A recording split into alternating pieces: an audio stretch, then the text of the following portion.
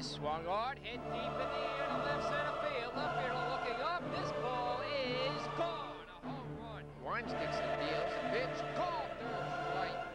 Swing and a fly ball to left field. Base hit. Ball game is tied. Franti gets the job done. To the backstop. And now here's to go to second. Down the time goes into right field. You know, defensively, Micah Franti and Sean McGill have done a great job as shortstop and catching, respectively. Fog here, it brings a tear to my eye, or maybe that's just the humidity. Anyhow, Nick, That's in there, called third strike. Swing and a miss, strike three. In time, he got him. Double play on that one. So, strike him out, throw him out, double play. Be heating up a little.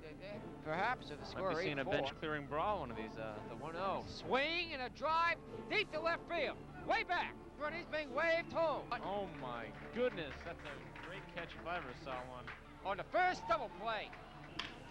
That is lookout, and the Gulls lead it 10-1. And here's the throw to the plate. He got him in time. Gulls come into this game leading the NECBL Southern Division. There's a ground and ball. that one falls in for a hit. Of course, this is baseball, as we know. Anything can happen, and it's not over till it's over. He's ready now. The 1-2 pitch. Sets, kicks in, deals. Swing and a miss, strike three. And this ball game is over. Second out there on the first double play. What a catch. 1 run will score. Here's the throw to the plate. It is not in time. And it looks like they're trying the suicide squeeze, and it works. At the deep left field. Way back. Way back. Send that ball to the light tower. A high fly ball. Deep to left field. Way back. Swing and a shot. Deep to left field. Swing and a high fly ball. Deep to center field. Way back. Home run. 3-run homer. Shortstop has it. Flips the second out there. The first double play. Here comes Locke. He will score. Swing and a line drive. Base hit to left field. Standing it. Stand rounding first. Rounding second. On the way to third. Here's the throw to the plate. It is not in time. Swing, and he strikes him out. Here's the 0-2. Swing and a miss, strike three. Call third strike. Swing and a miss, strike three. Swing and a miss. Swing and a miss, strike three. So long, everybody.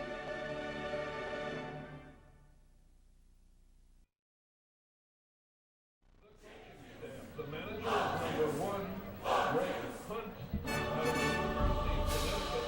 The coach is number 8, Marty DeLeveron from Hofstra University. Number 40. Hello, everybody. Welcome here to Cardines Field in Newport, Rhode Island, where tonight the Newport Gulls will be taking on the Torrington Twisters in an outstanding baseball matchup. Coming to the game tonight, the Newport Gulls are 9-5 overall. The Torrington Twisters, their opponents this evening in the NECBL Southern Division, are at the bottom of the division, 4-7. Newport coming in tonight with sole possession of first place in the NECBL South, 1 game and a half ahead of the Danbury Westerners, who led the division for a short while earlier this week. Tonight is Wednesday, June 22nd, 2005. It's the Newport Gulls and the Torrington Twisters next, here on the Newport Gulls Television Network. Batting third, the left fielder,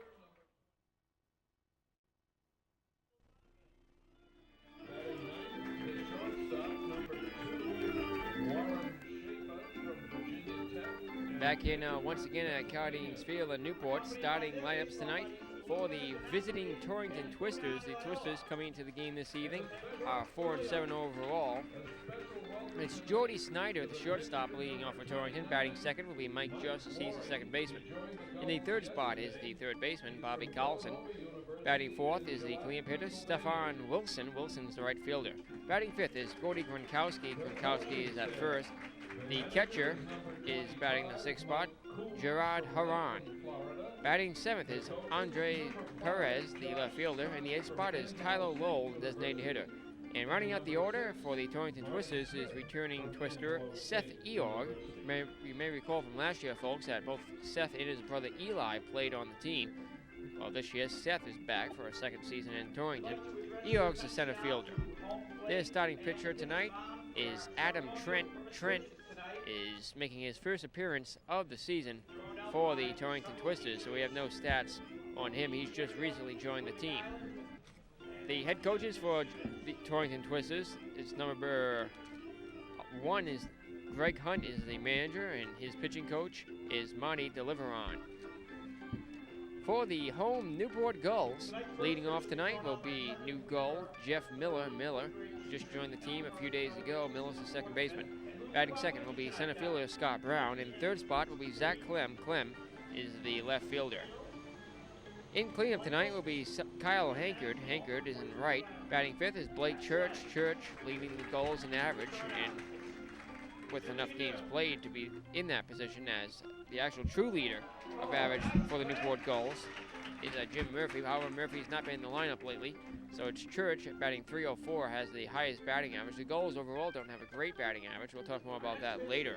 But Church is the first baseman. Batting sixth is Eric Hagstrom, third baseman. The designated hitter, Stephen Douglas, bats seventh. In the eighth spot, Sandy Wendell, the catcher.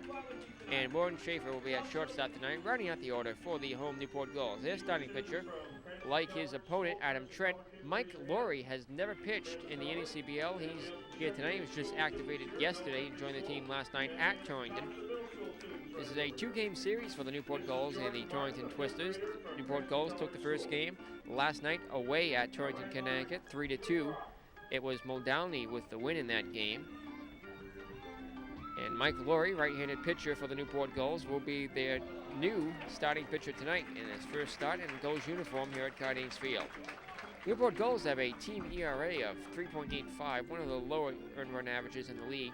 However, their batting average is just .233, which is significantly lower than many other teams. However, they do get the bats going when they need to. They're the comeback kids this year. They've come back from 1, 2, 5, or even 6 and 7 run deficits throughout the season. Well, it's a great night for baseball right now. We had some showers in the area earlier. They washed off the bleachers for everybody, and pretty good sized crowd on here already. It's about 6 to 10 minutes before the first pitch. Game time temperatures around 68 degrees right now under partly cloudy skies. We have a northeast wind, 5 to 10 miles per hour, around 80% humidity. It's June 22nd, 2005. The Newport Gulls and the Torrington Twisters getting ready for some baseball action here at Cardines Field tonight. Tonight, by the way, is Student Teacher Appreciation Night here at Cardines Field, so all the fans get 50-cent hot dogs at the concession stand all night long. I've already enjoyed a couple of those myself, folks. We had some extra time tonight, so we ate before doing the pregame show. And the group volunteers tonight are from Boy Scout Troop 77. The umpires for tonight's game, as their names have now been handed to me. At the calling balls and strikes at the plate is Robert Panzer, and the base umpire is James McCullough. Let's pause for the national anthem.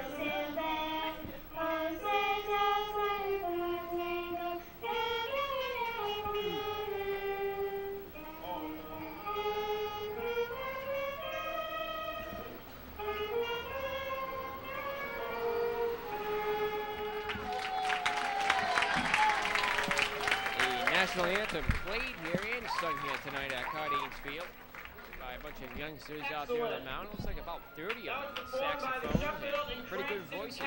So, we're ready for baseball here at Cardines Field. It's the Newport Tonians and the Torrington Tonians next here on the Newport Gulls Television Network.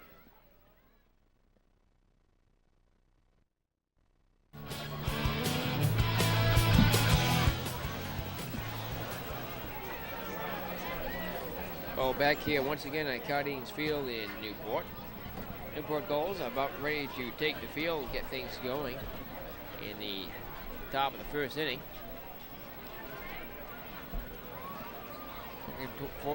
Looking forward tonight to a great baseball game. We have a great crew on hand, as always.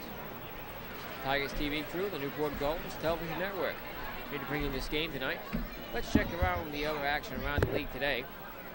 It's only 4 games going on tonight. It's Torrington at Newport, 6:35 scheduled start time. It's about 6:30 now, so we might be starting a couple of minutes early. The Concord Prairie Dogs are at the Keene Swamp at 7 p.m. start time there. The Manchester Silkworms are playing at the Danbury Westerners. Danbury lost to the Holyoke Giants last night, 3-2. The Westerners, as we switch around our crowd mic, that's how you can hear me now, folks. The Westerners and the Silkworms playing a 7 p.m. game there. And finally, the only other game around the league tonight is the Holyoke Giants playing at the Southern Division Pittsfield Dukes. Of course, the Newport Gulls defeated the Dukes here on Monday night at Cardines Field. The Gulls are playing 14 games in 15 days. Playing 1 day off. That came last week. They played 9 days in a row, or rather 7 days in a row to start off the season before having their first day off.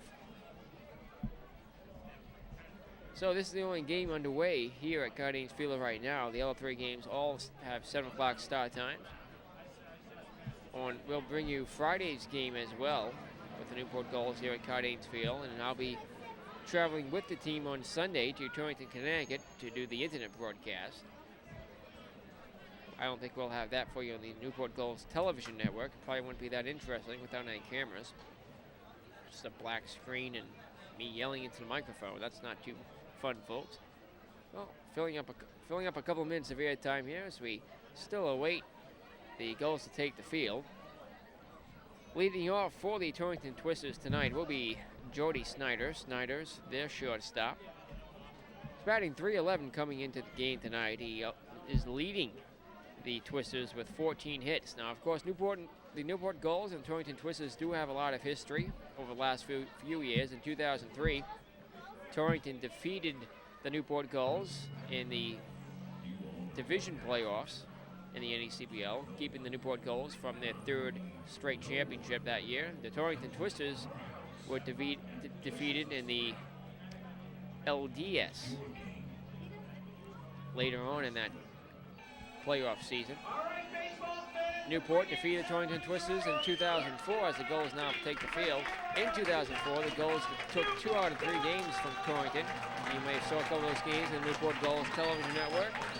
And as you know, the Gulls went off from there to play the River Point Royals in the LDS and went on to the League Championship Series and were defeated by the Sanford Mainers.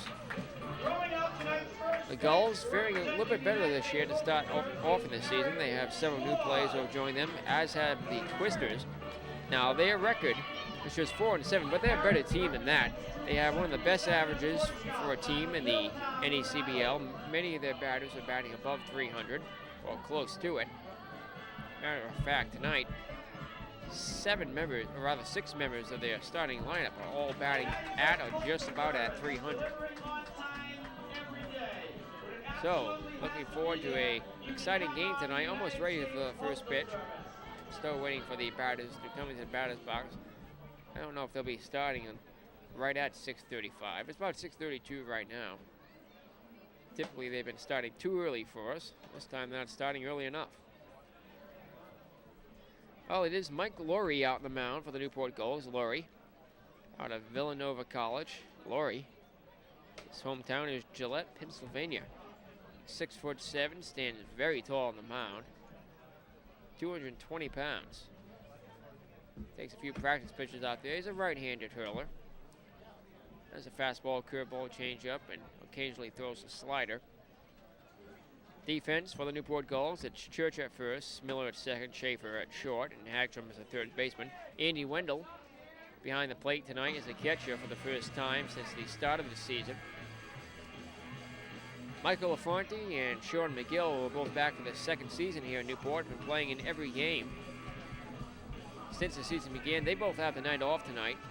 Filling in at shortstop will be Warren Schaefer.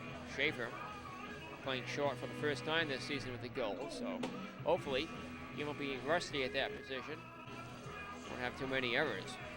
In left field, it's the new Newport Gulls Zach Flynn, who joined the team a few days ago. Center field, Scott Brown. Brown, a local attendee of the University of Rhode Island.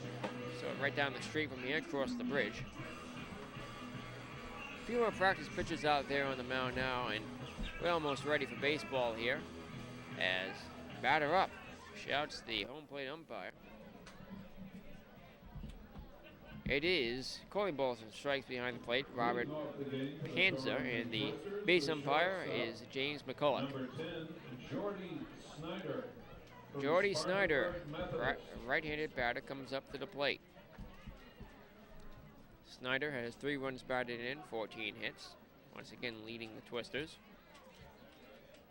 It's about 60-70 degrees right now. Good weather for baseball. The first pitch of the ball game is line right to the shortstop Schaefer, and he bobbles the ball. Here's the throw to first. Not in time. So Schaefer boots the ball out there. Schaefer, as we said, is in there for his first night at shortstop, and his first chance he commits an error. And Snyder is on with an E6. So the Twisters, just like that, have their first base runner of the night on the first pitch. Here comes Mike Just, second baseman for Torrington, batting .304 with 2 doubles and 3 runs batted in on the season. The pitch. There's a bunt. He put down a good one up the third base line. He has to throw to first. In time, he got him. And they advanced the runner to second. So 1 man out and a runner in scoring position. Oh, Torrington striking early here. Newport Gulls don't want to let them score. Batting third, the third baseman, number 22, Bobby Carlson. Oh, and just 2 pitches so far. We've already seen it now recorded. And an error by Warren Schaefer, the shortstop. Mike Lurie looks in for the sign. Checks Snyder at second. His pitch. On the outside corner with a called strike. There's the first pitch of the ball game to not make contact with a bat.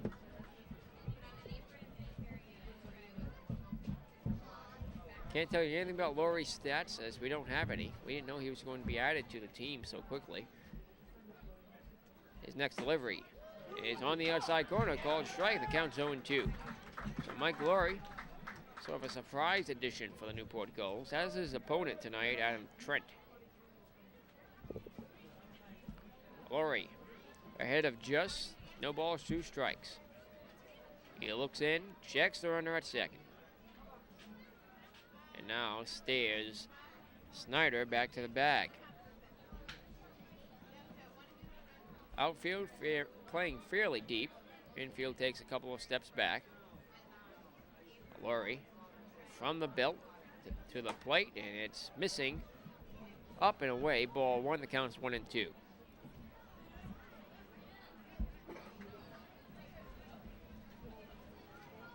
Looks like about 1,000 or so here at Cardigans Field tonight. The rain may have scared some off earlier. However, it's partly cloudy now. There should be any more showers. The pitch is outside, ball 2. The count's even at 2-2. We weren't even sure if we would be doing the game tonight, as around 1 o'clock to 2 o'clock this afternoon, it was really pouring. However, the sun came out, dried up the field. The grounds crew did a great job getting it ready. Here's a 2-2 delivery. It's swung on, hit in the air, foul to left field onto America's Cup Avenue. And out of play. Mike Just, a long at bat here versus Lurie. He doesn't work very quickly out there, especially for a first inning pitcher. Most of the Newport Gulls starters have worked fairly quickly through the first 3. He's moving very slowly here tonight. Now likes what he sees. Comes to the set, to the belt, and to the plate. That swung on, chopped foul up the third base line, fouled by a couple of feet. And we'll do it again. You know what that means? He strikes out. T-shirt courtesy of Genco Mortgage. I want to hear ya. A runner at second, 1 out. 2-2 the count on Just. After Mike Just, we'll see Bobby Carlson. Mike Lurie. 6'7" Stands very tall now. Stares the runner back to second. No one covering there. Crowd looking for a strikeout now. One out. Laurie from the set. The 2-2 pitch. Just missed outside, ball 3. The count is full. Well, you don't want to walk a man here with the heart of the order due up. Carlson, Wilson, and Kronkowski all have multiple home runs. A runner at second. One out. Mike Laurie gets the sign, checks the runner. His payoff pitch. Swing and a miss. He blew a fastball by him. There's the first strikeout of the outing for Laurie. And that's the second out of the inning. So, with 2 men out, we will see Stefan Wilson. Wilson, cleanup hitter for the Twisters. Wilson batting .267 with 2 home runs, leading the team with 11 runs batted in. Wilson is one of the only Twisters to have a triple. Torrington Twisters out of Torrington in northwestern Connecticut. Longtime members of the NECBL Southern Division. Laurie's pitch is on the inside corner, called a strike. Good pitch from Laurie. It's still Snyder at second base. Laurie looks in, gets the sign from window, now checks Snyder. His 0-1 pitch is missing inside. Oh, now a called strike. That ball looked a little bit too inside, but home plate umpire, Robert Panza, says there is strike 2. So 0-2 the count to Wilson. Crowd looking for a strikeout again. Laurie's 0-2 pitch. Check swing, did he go around? Yes, he did. It's a called strike in the outside corner. Here's a throw to first, and in time. So back-to-back strikeouts for Laurie to end the first inning and end the threat for the Twisters. They strand him in at second. After half an inning, it's the Twisters nothing, the Gulls coming up here on the Newport Gulls Television Network.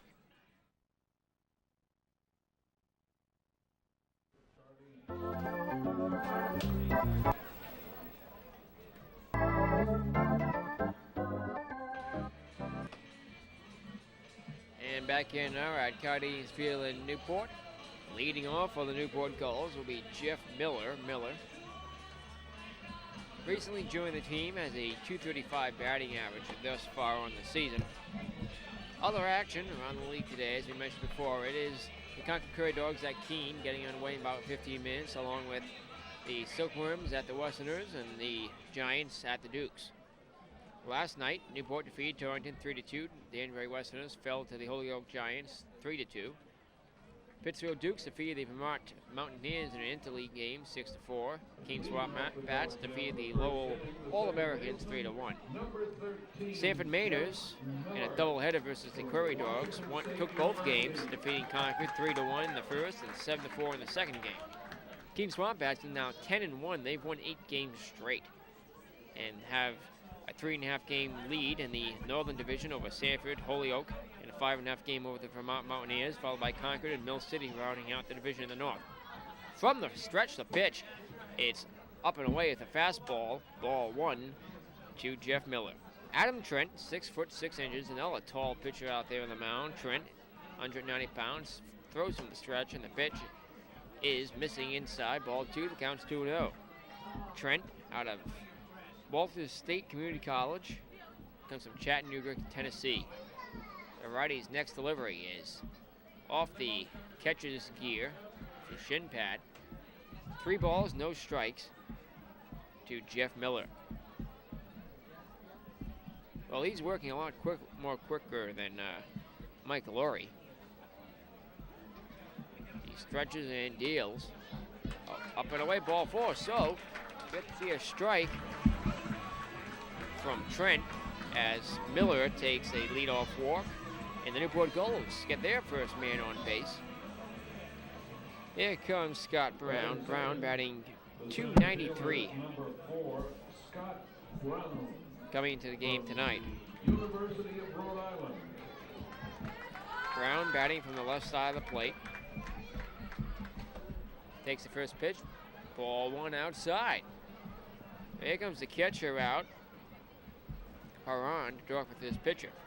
It is Gerard Haran, the catcher. Gordy Gronkowski back for a second season with the Twisters at first. Mike Jess is the second baseman. Gordy Snyder is the shortstop. Bobby Collison is the third baseman. In left, it's Andres Perez. Seth Eorg, back for another season with Torrington, is in center. In right field, it's Stefan Wilson. Adam Trent, the pitcher, comes to the set. The pitch. Outside, ball 2. It's 2-0 to Scott Brown. Miller at first, nobody out here in the last half of the first inning. Newport Gulls have scored in the first inning 5 times this season. The pitch, that's in there for a call strike. Finally, the first strike issued. Strike call from Robert Panzer, home plate umpire. His throw back to first, and diving back in is Miller. 2 balls, 1 strike, the count to Scott Brown. Adam Trent looks in, the pitch. Way outside, ball 3, and the count's 3-1. A hitter's count now for Brown. Well, go ahead, run at first, still nobody out. Don't want to walk Brown here and bring up Clem and Hankard. The 3-1 delivery is outside, ball 4, he walked him. So 2 straight walks issued by Andrew Trent here. And that has to get manager Greg Hunt worried in the dugout. This is Adam Trent's first appearance of the season for Torrington, so we have no statistics on him. Trent gets a word from his second baseman, Mike Just. A runner at first, a runner at second. Miller at second, Brown at first. At the plate, Zach Clem. Clem batting just 188 thus far, no runs batted in. His first pitch is grounded to third baseman. He has the steps in the back at third, fires the first in time for the force. And that's a double play. So, 5-3 on the double play. Clem grounds out. And now the Gulls have a runner at second with 2 outs. Well, that was a crucial play right there for the Twisters here in the first. Good play by third baseman Bobby Carlson.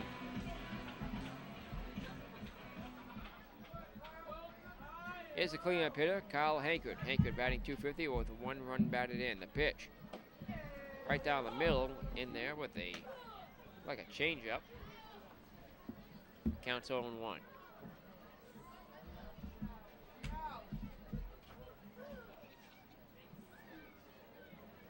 From the stretch, the pitch. Swinging a ground ball chopper foul up the third base line.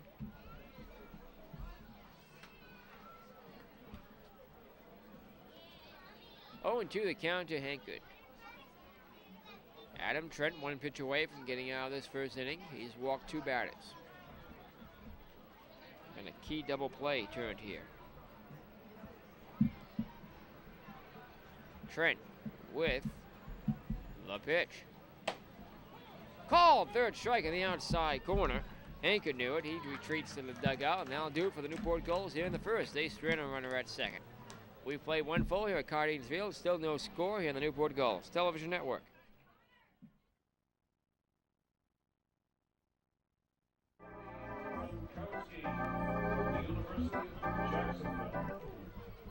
Gordy Gronkowski to lead things off here in the top of second inning for Torrington.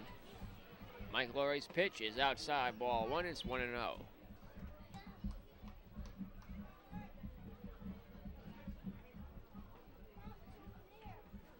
Lurie's next pitch is swung on, hit foul into the stands. Look out.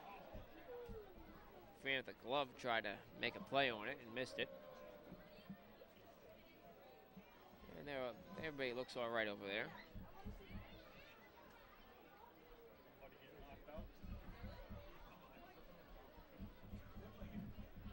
Lurie's pitch.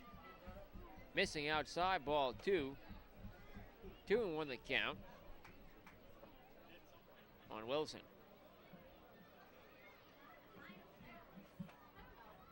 The next delivery. Missing is outside, low. Ball 3. Hitters count now to Gronkowski. Gordy is back for his second season with the Twisters. Laurie winds and deals. Ball 4, he walked him, so leadoff walk issued by Laurie here in the top of the second. That's the first walk by Laurie thus far. Of course, his opponent has 2. So runner up first with nobody out. No score here in the second inning. Gerard Haran. Haran out of New Jersey. Levels the bat, awaits the pitch from Laurie. Here it comes. It's swung on, hit, a ground ball chopper. That's through the gap into left field, a base hit. So a walk and a base hit here. That was right by Schaefer. He's unable to get a glove on it. And now the Twisters are threatening here. They have 2 runners on and nobody out. Torrington swings the bats well. Has some very high batting averages on their team. However, there aren't too many runs batted in. They have a tough time getting runners home. And when they do, they have a tough time holding on to that lead as their pitching has been poor thus far this season. However, they do have some new faces in the dugout as late arrivals have been coming in daily. Runner at first and runner at second, nobody out for Andres Perez. Perez pops it up into right center field. The right fielder calling and makes the catch. No chance for any runners to advance. It wasn't that deep. So there's the first out of the inning.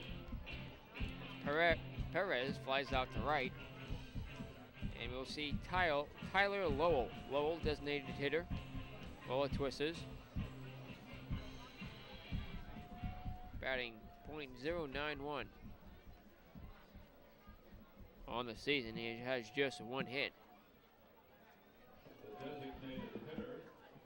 Lowell has made 3 starts for the Twisters and 6 overall plate appearances, or rather game appearances. He's played in 6 games, I should say. Lowell stands in, runner at first and runner at second, 1 out. Laurie in a jam here. His pitch. On the inside corner, a called strike.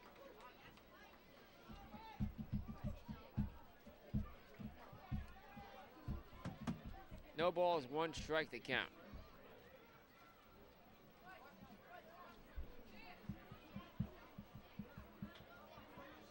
From the belt and to the plate, Laurie.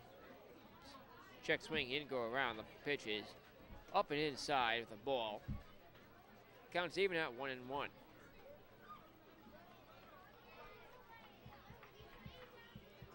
2 men on, 1 out. Here in the top of the second inning, no score. Infield in a little. Schaefer takes a few steps back. Here's the pitch. It's hit in the air to center field, not very deep. The second baseman, Miller, takes it on the edge of the grass for the inning's second out. Just like that, there are 2 men out in the inning. For the number 9 man, returning Twister, Seth Eorg. Eorg, whose brother Eli Eorg played with him on the Twisters last year. He's alone this season.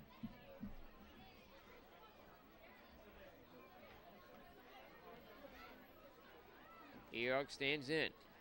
2 runners on the pitch. Missing ball 1. It is Gronkowski at second, who walked, and Haran at first, who singled. Since then, 2 outs have been recorded. Laurie with the pitch. Swung on and missed. Strike 1. The count's even at 1-1.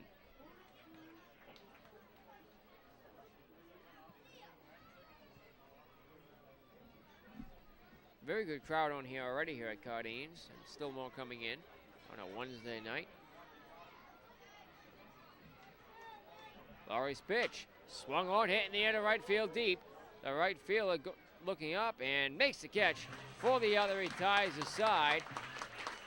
Wasn't hit too deep, about 20 feet in front of the wall. Hankard puts out Eorg for the inning's third out. The Twisters strand 2, they've left 3. After 1.5, it's the Newportonians nothing, the Torringtonians nothing, here on the Newport Gulls Television Network.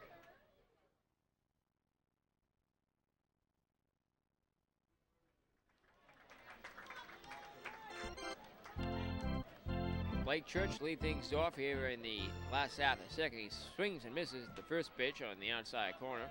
Strike one to Church. Church out of East Tennessee State University awaits the next pitch. Here it is. And on the outside corner, the called strike. The count's 0-2 to Church.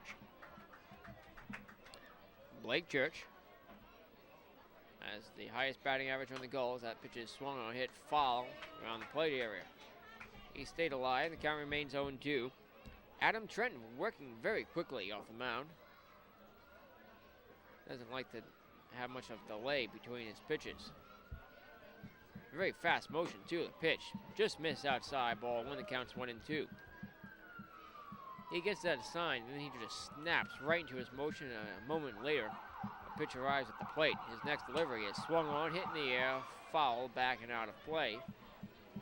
1 ball, 2 strikes on Church. Church, in addition to leading a 304 batting average, also has 7 runs batted in, which is the most among the starting lineup tonight. From the stretch, the 1-2. Swinging and a foul tip around the plate area, and it counts 1-2. Church is also leading in strikeouts, has struck out 13 times on the season, hoping to avoid a 14th here.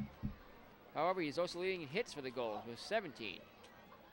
The 1-2 is way outside, ball 2, and the count's even at 2-2. Rather, was that strike 3? That was strike. My apologies, folks. He swung on and missed at that one. So, our announcer, Nick Lehman, was not paying attention. Number 23, Eric. My apologies. So that's a strikeout. To start things off here in the second. From the stretch is the pitch. It's outside, ball 1 to Eric Hagstrom. Hagstrom batting 111. Has 1 run batted in.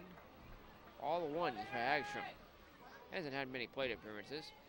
Good opportunity here. The pitch is swung on, hit foul on America's Cup Avenue and out of play. Be interesting if America's Cup Avenue was in play, seeing outfielders dodging traffic out there. Oh, wishes don't always come true. Well, time called, as working very quickly, Trent was already getting ready to deliver to the plate. Now he gets a sign. Hagstrom stands in. A 1-1 pitch. Ball 2 inside low, and the count's 2-1. 1 out, nobody on base, no score here in the home half of the second. The pitch on the outside corner, the called strike. The count's even at 2-2. Outfield not playing too deep. Infield takes a step back. From the stretch, the 2-2 delivery is swung on, chopped right to the pitcher. He has it, fires the first in time for the inning's second out. So 2 up, 2 down for Stephen Douglas. Douglas, designated hitter for Newport, has .245 batting average thus far on the season. 3 runs batted in. He has 13 hits. Designated hitter, number 8, Stephen Douglas. Douglas comes up to the plate, also a left-handed batter. Looks in and awaits the pitch from Adam Trent. Here it comes. Swinging a foul, fisted around the plate area. Counts 0-1 on him. Well, after a shaky first inning, Trent has really settled down here in the second, retiring Church and Hagstrom quickly. The next pitch is on the outside corner. A called strike, 0-2 the count to Douglas. Trent looking for his first 1-2-3 inning. He stretches and fires. Outside, ball 1. Counts 1-2.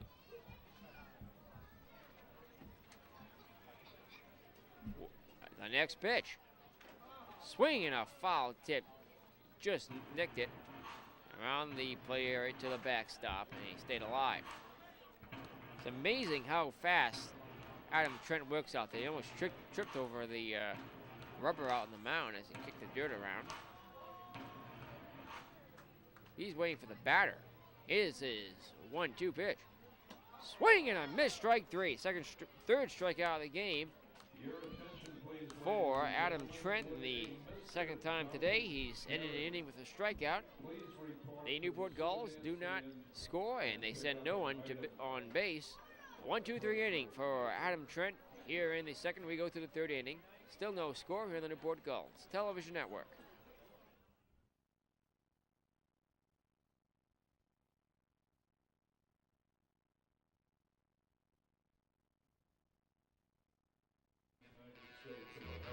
As the crowd up the left field line, not quite as many there as in right field.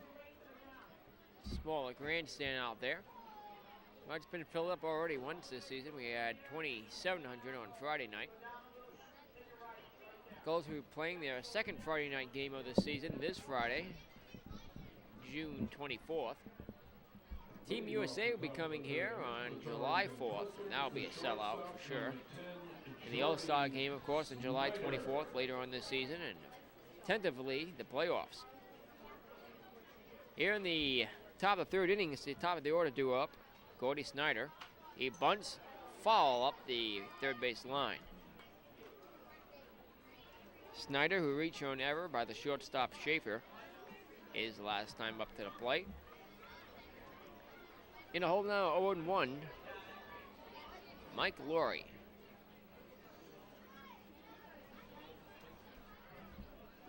First night in a Gulls uniform here at Cardines Field. First night out there on the field. Laurie joined the team last night in Torrington. Here's his 0-1 pitch. It's swung on. Snagged right by the third baseman, Hagstrom. Hagstrom, more of a reaction shot than anything to protect himself. Snagged that liner right at midair for the inning's first out. So Snyder retired, and here comes Mike Just. Number 20, Michael Just advanced Snyder on a sacrifice bunt his last time up. Snyder was later stranded at second. Laurie's pitch. On the inside corner at the belt to call it strike. Laurie has a fastball, curveball, changeup, and occasionally throws a slider. His 0-1 pitch as a slider. Swung on and missed. Strike two. The count's 0-2. One out, no score, bases empty. Laurie gets a sign, winds, kicks and deals. The 0-2 pitch. Outside, good stop by the catcher, Wendell. Andy Wendell catching his third game of the season for the Newport Gulls. He caught opening night and the second night of the season here at Cardines. When the Gulls didn't have enough outfielders, Sean McGill had to play left. The pitch. Called third strike on the outside corner. That's the third strikeout of the night. First looking for Laurie. Just goes down. Here comes Bobby Carlson. Carlson struck out his last time up. Carlson hoping to get something going here for Torrington with two outs. Number 22, Bobby Carlson.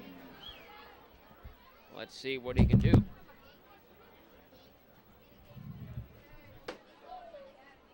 Pitch is missing ball one, the fastball.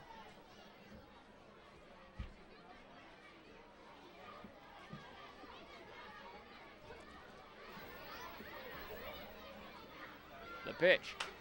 That's popped up. Maybe play for the catcher window looking at as it fades foul. Lands in the streets behind us. Remember, fans, no one is to chase those foul balls outside the park. You won't get back in. Two outs, 1-1 the count Also very dangerous. on Bobby Carlson. Carlson 0 for 1 tonight is the pitch. Swing and a pop fly over by us. Here comes Wendell looking at it, and it lands right above my head on the roof of the broadcast booth. You may have heard that loud clunk. Fortunately, we have a wooden roof above us here. Not quite a press box, more of a enclosed cage. behind the plate here. 1 ball, 2 strikes. 2 outs, the pitch. That's hit in the air to left field, but not very deep. It's actually popped up. The shortstop makes the catch. Schaefer retires his side here. The Twisters go down in order after 2.5, 0-0 on the Newport Gulls television network.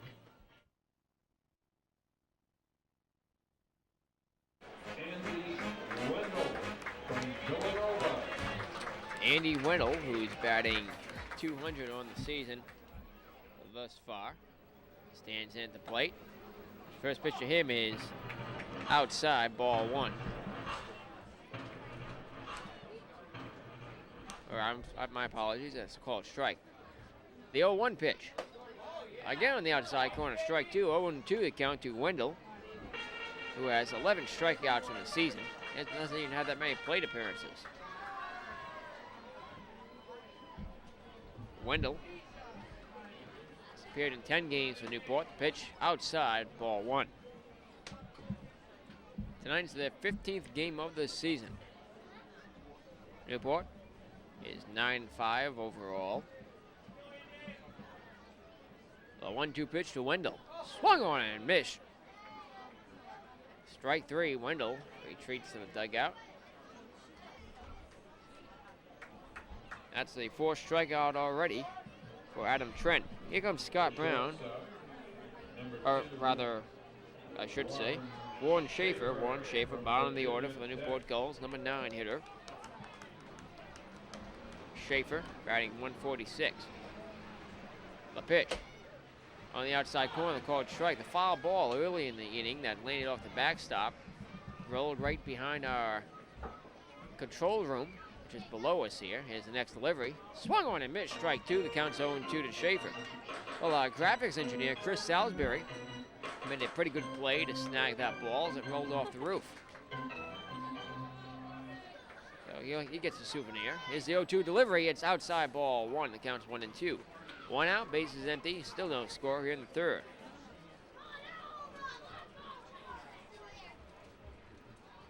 Adam Trent. I'm really surprised how quickly he works out there on the mound. The pitch. That's hit in the air to right field. Right field looking up as it fades. Oh, it lands in foul territory. Looks like the second baseman tried to make a grab on it. Out towards one of the between inning props out there. That weird wooden device out there in foul territory. They bring that out in the 5th inning, I believe, for the strike zone challenge. Give away assorted prizes. So the caged-in area down there too. That's the seating area for the Munfield Pub. Pretty good seats over there. Maybe I should call the game from there some night. From the stretch, the 1-2 pitch. Called 3rd strike, back-to-back strikeouts for Adam Trent. So the Gulls in danger of going 1-2-3 again. Here comes the leadoff man, Jeff Miller. Miller walked on 4 pitches. Start things off in the 1st inning. Miller was later retired on a double play with the force out at 3rd base. From the stretch, Trent, the pitch. On the outside corner, the called strike. Trent hasn't really been pitching inside to these batters. Once again, the delivery is swung on. Ground ball chopper. Shortstop has it. Fires to Gronkowski at first. In time for the other retires to side. The Gulls go 1-2-3 for the 2nd inning in a row. We played 3 full here at Cardines Field. Still, it's the Newport Gulls nothing, the Torrington Twisters nothing. Here on the Newport Gulls television network.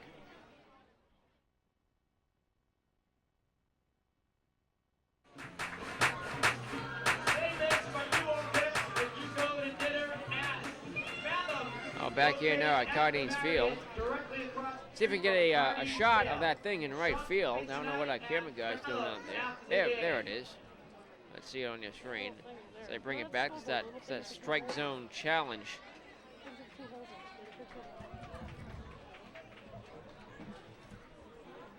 Well, I guess we're not quick enough there. As they already bring it back.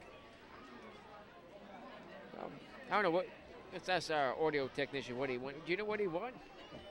Do you know what he won? Fourth inning, but Torrington, Do you know what he won? number 28, No, he doesn't know. Wilson. Probably won a T-shirt or something for throwing the ball in the strike zone. Fun little event to keep the fans entertained between the innings. Here's the pitch. That's a ground ball chopper foul up the third base line. And it was that odd device that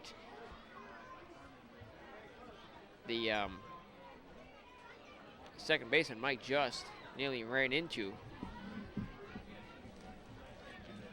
to end back in the third inning. It's a little bit dangerous out there when it's being stored. The pitch is a ground ball chopper right to the third baseman, Hacksham. Fires a long way to first in time for the inning's first out. So, Stephon Wilson swings on an 0-1 pitch and is retired. 5-3. Wilson is now 0 for 2 in the night. The first baseman, number 4. Here comes Gordy Gronkowski. Gronkowski is back for a second season with the Torrington Twisters. Gronkowski walked to lead off the second inning. It's the first pitch of Gronkowski from Laurie. It's popped up, playable in the infield. The first baseman, Church, coming on, makes the catch on the pitcher's mound for the inning's second out. So 2 up, 2 down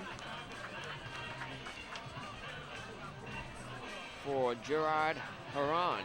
Haran as the only hit of the night for the Twisters. He singled right after Gronkowski walked in the first, or rather in the second inning. The catcher, number 51, Gerard Haran comes up to the plate, awaits the pitch from Mike Laurie. He winds, kicks, and deals.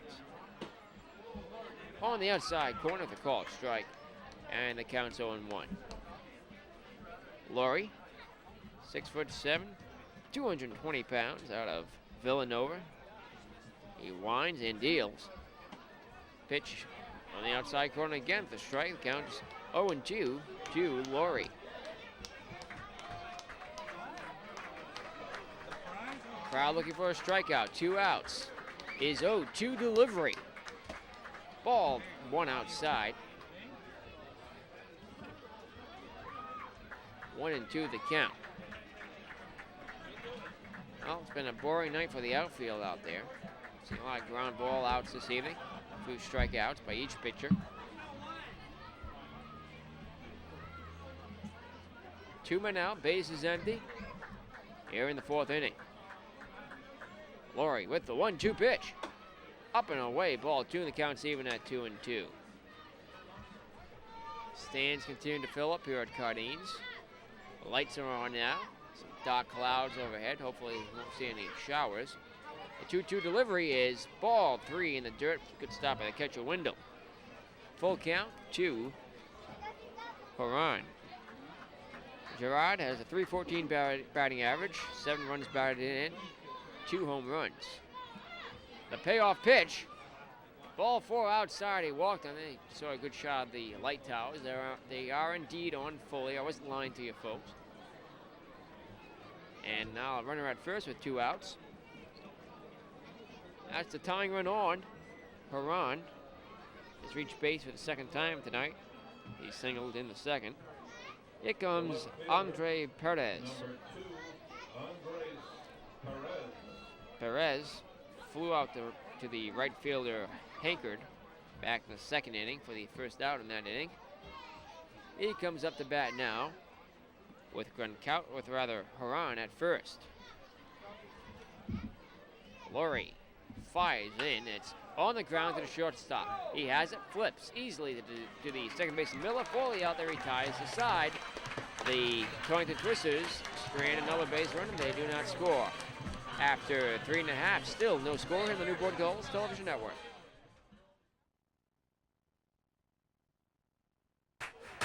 Back in now, Cardines Field. The first pitch is outside to Scott Brown. Good shot of bullpen there. No real action there.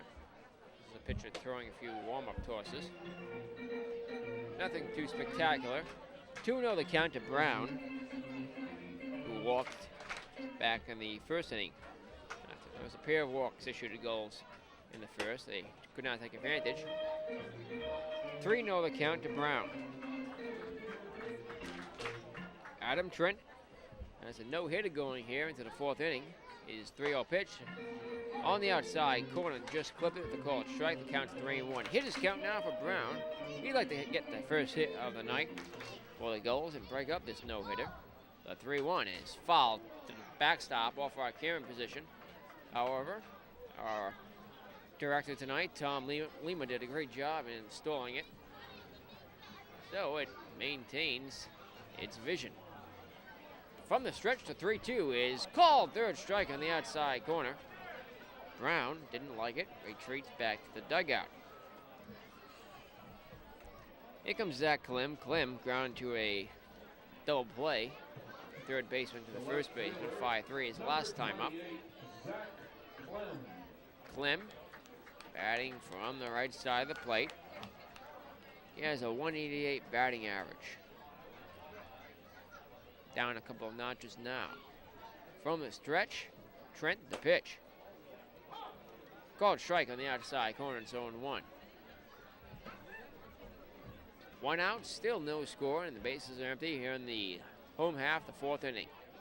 Getting a little bit dark here at Cardines, and not because of the sun setting, some dark clouds overhead. The pitch just missed low and outside. The count evens up at 1 ball to 1 strike. Adam Trent pitching scoreless baseball here, as is his opposition. The pitch just missed in the outside corner. Ball 2, it's 2-1.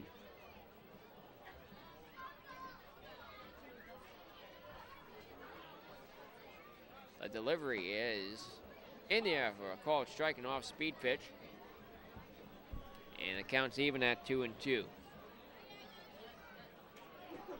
Klim would like to reach base here. The 2-2 delivery is swung on, fouled up the 3rd base line off the stopper. Cardines Field's a beautiful ballpark. Brown's first use of baseball back in 1908. The pitch is grounded to the shortstop on a few bounces. The throw to first is just in time, got him by about a step. And there are 2 men out in the inning for Kyle Hankard. Hankard's 0 for 1 tonight. Struck out looking to end the 1st inning.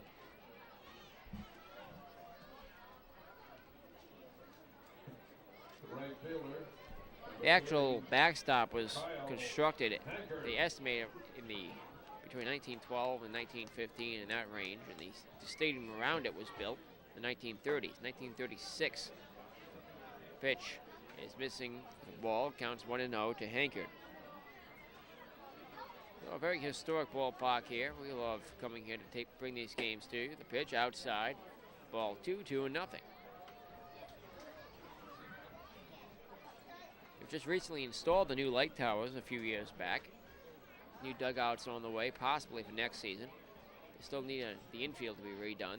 The 2-0 pitch is ball 3 outside, 3-0 the count to Hankard.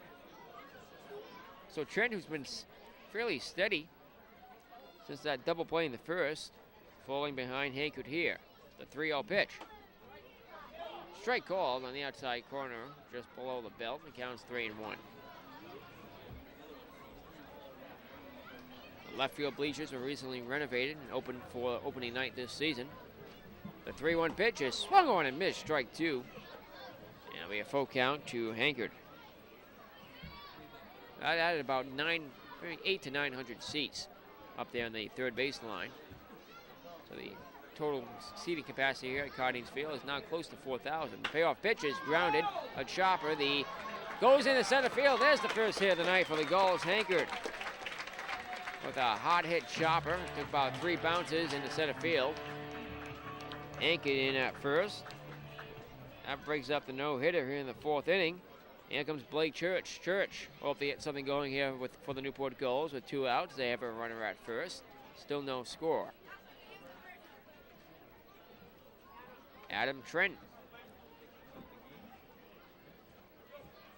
Can't say it enough, folks. He works extremely fast out there on the mound. He'll check Hankard at first, and the pitch. on the outside corner, called strike. Blake Church struck out to start things off in the second inning. Anchored at first. And a weak throw back to first, anchored back standing. 0-1 the count to Blake Church. The pitch. Way inside, almost hit him. 1 ball, 1 strike. Should Church reach, we'll see Hagstrom. 2 men out, the 1-1 pitch. Check swing. Did he go around? No, he didn't, says base umpire James McCulloch. And it counts 2-1 on Church. Looks like this dark cloud is passing overhead. No raindrops thus far. The 2-1 is popped up. This will be playable on the infield. Second baseman Mike just makes the catch for the other. He ties the side. The Newport Gulls strand a batter. They've left 2. We've played 4 full here at Cardines Field. Still 0-0 on the Newport Gulls Television Network. Ladies and gentlemen.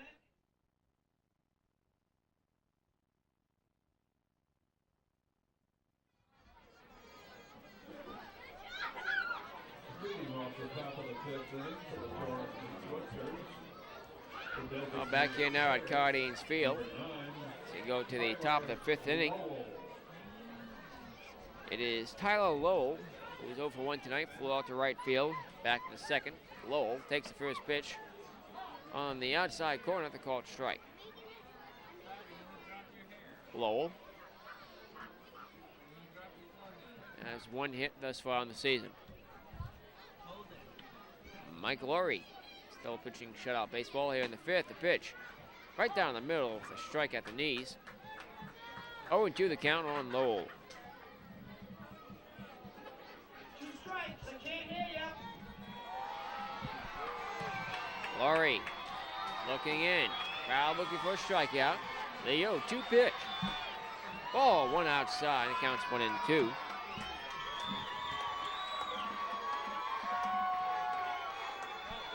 Lowell has walked once on the season and has 1 hit. He struck out twice. Wants to avoid his 3rd here. Laurie's 1-2 pitch. Called 3rd strike on the outside corner. Lowell doesn't like the way he handled that at bat and returns to the dugout. It's like you get no income verification and no money download. Well, that's the first strikeout for Laurie since the 3rd. He has 4 on the night. Here comes center fielder Seth Eorg. The pitch to him is a bunt foul up the 3rd base line.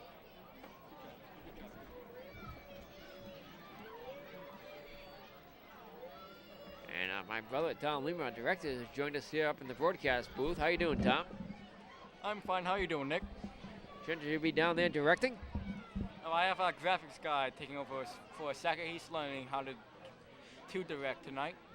Chris Salisbury, our graphics engineer, learning how to direct. That's good, training the crew on multiple things. Here's the next pitch. That's outside, ball 1-1 the count to Eorg.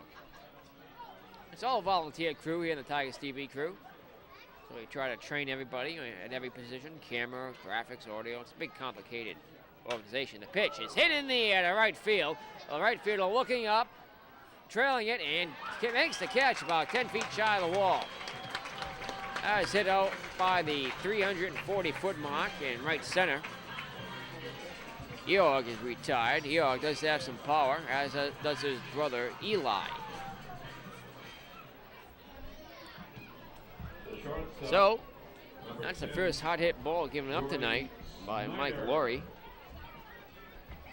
We cycle around to the top of the order, and Gordy Snyder. Snyder is 0 for 1 tonight, reaching on ever by the shortstop in the 1st, flew out the 3rd. The pitch is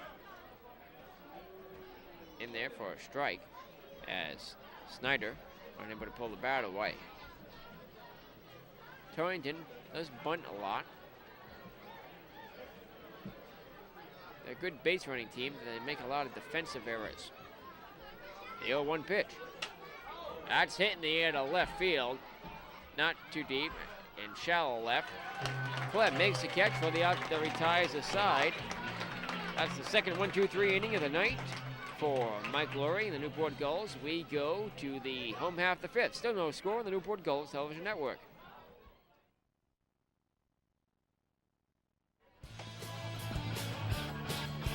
Eric Hagstrom takes the first pitch outside, ball 1. 1-0 the count on him. From the stretch, the next delivery is on the outside corner of the call strike. Counts 1-1.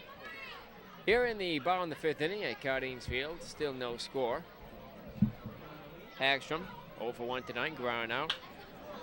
And that's a line into right field. That'll fall for a hit. Hagstrom on at first. Now he's 1 for 2. Hagstrom on with the second hit of the night for the Newport Gulls.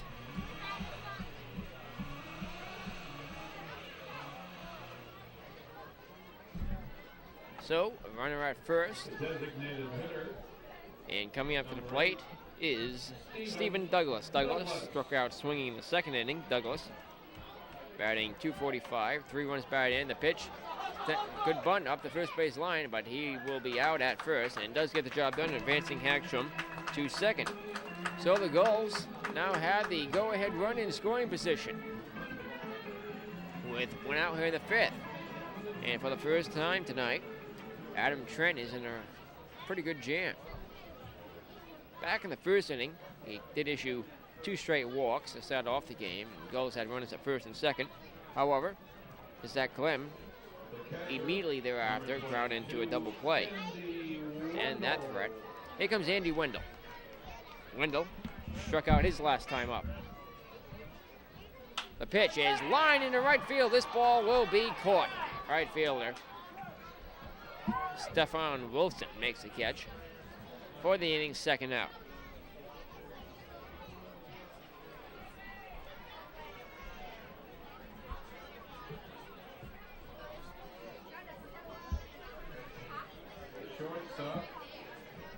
So 2 outs, still a runner at second for Warren Schaefer. Schaefer struck out looking the third. Adam Trent worries about a runner at second. The pitch is outside, ball 1. Well, a great crowd on here tonight, Cardines. The bleachers filling around us. The pitch, check swing, and did he go around? No, he didn't.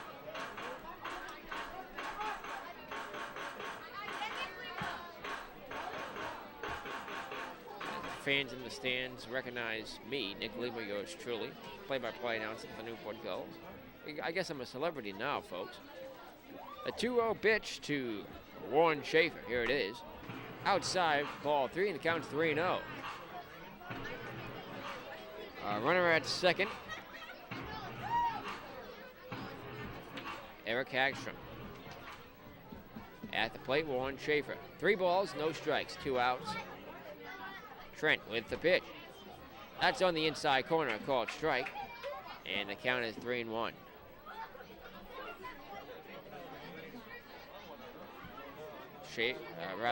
Adam Trent looks in from the set. Here it comes. In there for a called strike on the inside. Now Trent's starting to pitch inside more. Full count to Warren Schaefer. And there is rain out there in the field. The pitch is lined foul. Well, we trying to cover up our camera position.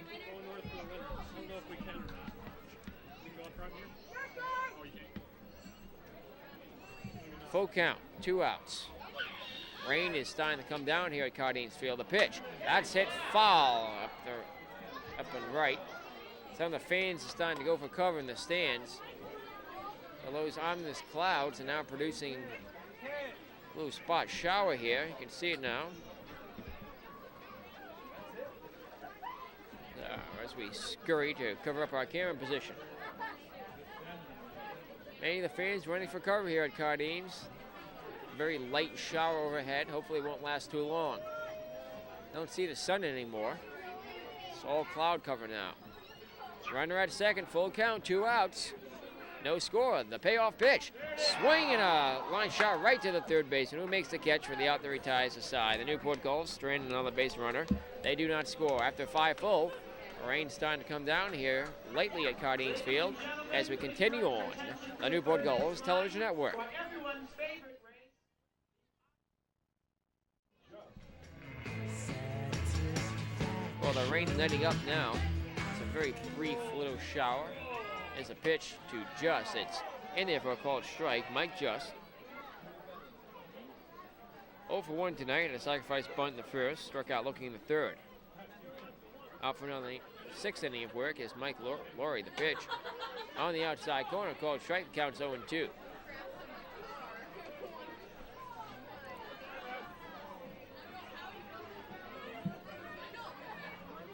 Laurie looks in. The 0-2 delivery is swung on, line into left field. That'll be a base hit. That is just the second hit of the night, given up by Laurie, who's had a 1 hitting going thus far. Just on with a leadoff single for Bobby Carlson. Carlson is 0 for 2 tonight. Struck out swinging in the first, flew out the shortstop in the third. Third baseman, number 22, Bobby Carlson will have a chance to get something going here for the Torrington Twisters. Still no score here in the top of the 6th inning. A runner at first. Light rain has let up a little bit now.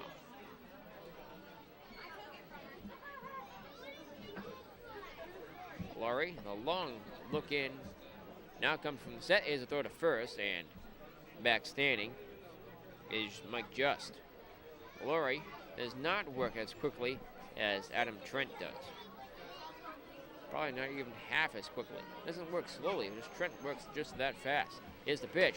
Swing and a miss, strike 1.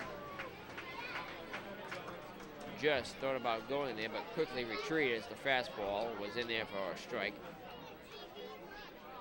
To Carlson. Bobby Carlson coming into the game tonight, batting .295 with 2 home runs, 10 runs batted in, leads the Twisters with 3 doubles. Real power due up here in the 6th. This may be Torrington's best chance to get a run home. Nobody out, a runner at first. A couple of raindrops on our camera lens.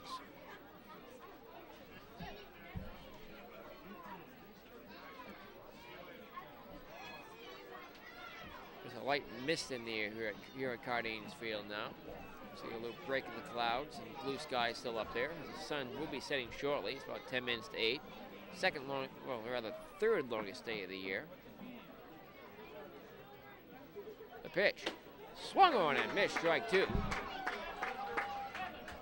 Well, Laurie doesn't work as quickly as his opposition, however. He also does get the job done as well. 0-2 the count as Carlson swings on a very good pitch by Laurie. Runner at first, the next delivery is on the outside corner. Changeup. That's another strikeout for Laurie. He has 5 on the night. That's the 3rd strikeout looking. So with 1 man out, the Gulls will be looking for a double play now. The Torrington Twisters, as a team, have grounded into 12 double plays. One of the league leaders. From the set, Laurie, the pitch. Swinging a ground ball. That would be it up the gap in the middle of base hit. Holding up at second base is Just. Carlson in at first. Well, that's the second hit of the inning given up by Laurie. And that'll send somebody out to the bullpen. Let's see who that is momentarily. Gulls will get action up in their bullpen now. They would like to hold on to first place in the NECBL Southern Division. They have a 1.5 lead over the Danbury Westerners right now. There's a good shot of the bullpen. And several pitchers will get up on their feet. As you can see, it's still raining out there. So a very light shower. A couple of raindrops on our camera lens. And now it's coming down a little bit steadier now. Runners at first and second. One out, the pitch. In there for a called strike. Off speed pitch from Laurie. Gordy Gronkowski walked in the second, flew out the first baseman on the pitcher's mound in the fourth. Laurie working with 2 men on, 1 out. The pitch is popped up. This should be played over for the shortstop. Schaefer makes the catch in the rain for the innings. Second out. 2 men down now. Runners at first and second. Surprise shower here. There's still blue sky visible. Sun will be setting shortly. Hopefully this shower will pass quickly. It's coming down a little bit steadier now.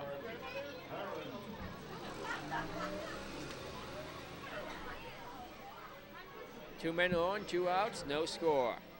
Laurie trying to work out of a jam here in the 6th. It's getting wet out there. The pitch. Missing high, ball 1 to Gerard Haran. Haran singled in the second, walked in the 4th inning.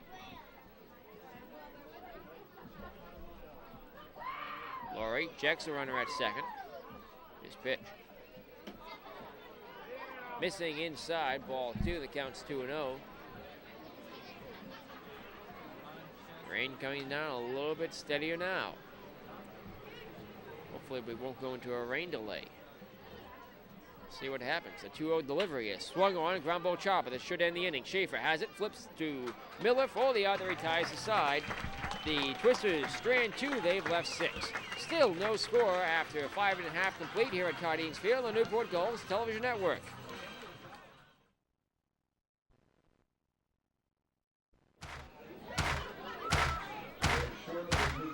We can see a light tower out there as the rain is starting to fade out now. It's been intermittent for the last inning and a half here at Cardines. Oh, still no scores. Go to the last half of the 6th inning. The leadoff batter will be the leadoff batter for the Newport Gulls, Jeff Miller. Miller is over 1 tonight. He walked in the first, ground out in the 3rd. He takes first pitch way inside, ball 1. The count's 1-0. Adam Trent stretches out there on the mound. The 0-1 pitch is lined into right to the shortstop. Didn't pull it quite enough, and the shortstop Cody Snyder makes the catch for the inning's first out. Here comes Scott Brown. Brown trying to get something going here for the Newport Gulls with a 1 out. Base is empty. Brown walking the first, struck out looking in the 4th. First pitch to Brown is outside, ball 1. I've seen some high school pitchers who haven't worked as quickly as Adam Trent. He's working very quickly already with his next delivery. That's a ground ball. That'll go into right field for a base hit. Brown holding up at first. And with 1 out, Brown does reach base.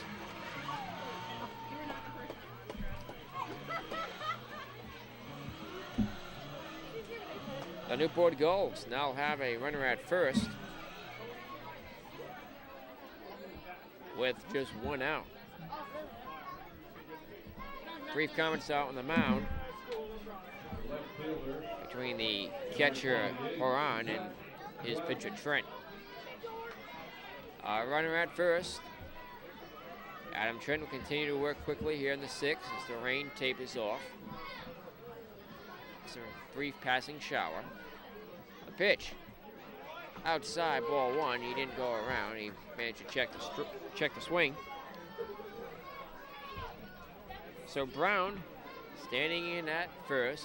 3rd hit of the night for the Newport Gulls. Zach Clem at the plate. Clem ground to a double play in the 1st. Ground out to the shortstop in the 4th. Throw back to first, and Brown is in there standing. 1 out, a runner on first. The crowd would like to see some more action here in this game. The pitch. On the outside corner, called strike. The count evens up at 1-1. It's been a pitcher's duel all along. Both starters have taken shutouts here into the 6th inning. The Gulls threatening now. 1 out, runner at first. The pitch. Missing low, and it counts 2-1.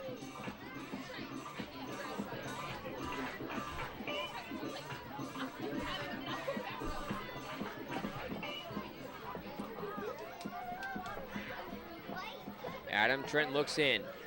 Now slowing down a little. His pitch is swung on and missed, strike 2. And the count will even up at 2-2. Very close game here. 2-2 the count. On Zach Clem. The pitch. Swing and a miss. He struck him out. Clem chased the fastball up high. And we will see with 2 outs, Kyle Hankard had the first hit of the night for the Newport Gulls back in the 4th. Hankard struck out looking to end the first. The Newport Gulls need some base runners here. They have a man at first. Would like another one in the form of Hankard. 2 outs here in the 6th.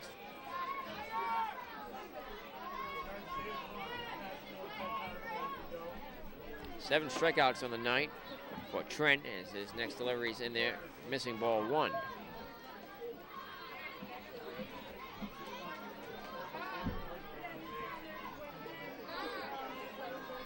Trent from the set to pitch.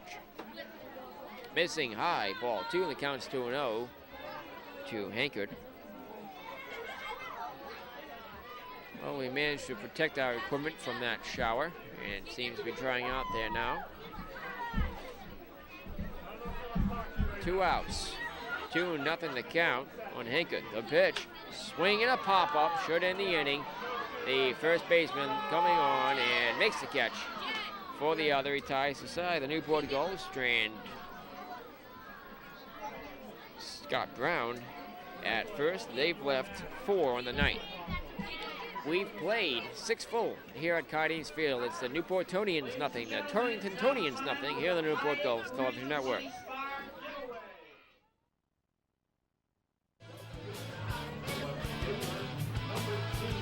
Back here now at Cardines Field, still no score as we go into the 7th inning. Leading off here in the inning for the Torrington Twizzlers will be Andres Perez. Perez is 0 for 2 tonight, flew out to right field in the 2nd, ground out in the 4th. Laurie out for another inning of work. The pitch. Missing ball 1, the count's 1-0.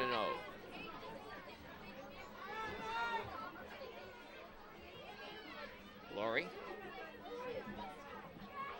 has only given up 2 hits on the night. The next pitch. It's on the outside corner with a called strike.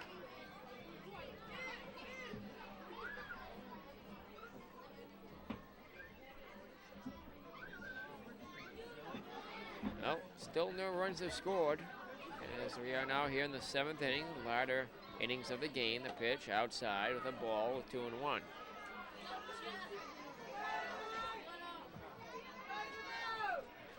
So, no, well, looks like another light mist out there again. Now a few raindrops again falling. Sky's clear above Cardines Field. The pitch is a foul ball. Look out right towards us, but of course we are protected by this giant metal fence in front of us. Thankfully, it is there, or else I would have been knocked out about 4 games ago. 2-2 the count to Perez. Laurie with the pitch. Up and away, almost hit him, ball 3. Full count now. Rain now picking up again. Outfield playing Perez deep. Laurie getting set to throw the payoff pitch. Here it comes. Swinging a pop-up foul back and out of play.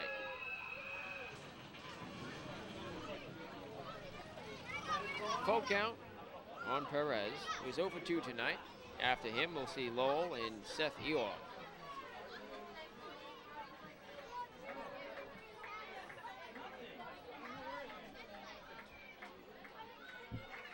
Laurie.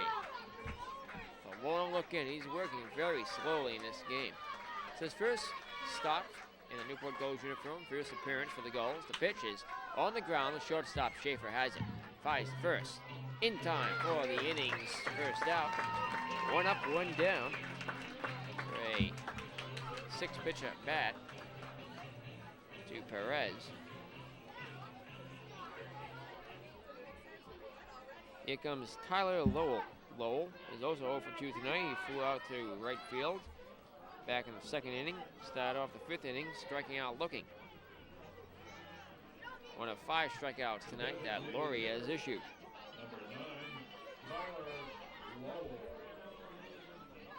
A lot of ground ball outs tonight on both sides. The pitch to Lowell is swung on and missed, strike 1. Very large crowd on here tonight, Cardines. They have been scared off by the rain for the most part. Get an official attendance report in the 8th inning. 1 out. Lowry's 0-1 pitch. Swing and a miss, strike 2, and the count's 0-2. Crowd would like a strikeout here. We're here in the 7th. 1 out, nobody on. Mike Laurie with the 0-2 pitch. Swing and a miss, he struck him out. 8 strikeouts on the night for Mike Laurie. And just like that, there are 2 outs in the inning for Seth Eorg. Bottom of the order for the Twisters. The rain continues to come down at Cardines. Laurie wipes the moisture off of his brow. It's not sweat, folks. It's only about 60 degrees right now. Doesn't feel like the last week of June. Or at least almost to the last week of June. It's been a very cold week. Only had 1 warm week thus far this summer. The pitch. That's in the air to left field. Left fielder looking up. Back at the fence, and it is gone. A home run. Or is it? No, it is not. It is not, folks. It looked like it was going. There's a 30-foot fence out there. It hit off the top of the fence, so it's a double. So the shutout remains intact. I thought that ball was going. I lost it in the darkness out there. The umpires will discuss it. There was no signal from the base umpire. James McCulloch. I should have been watching him, folks, and not the ball. His balls always tend to disappear out there in left center. So it's a double.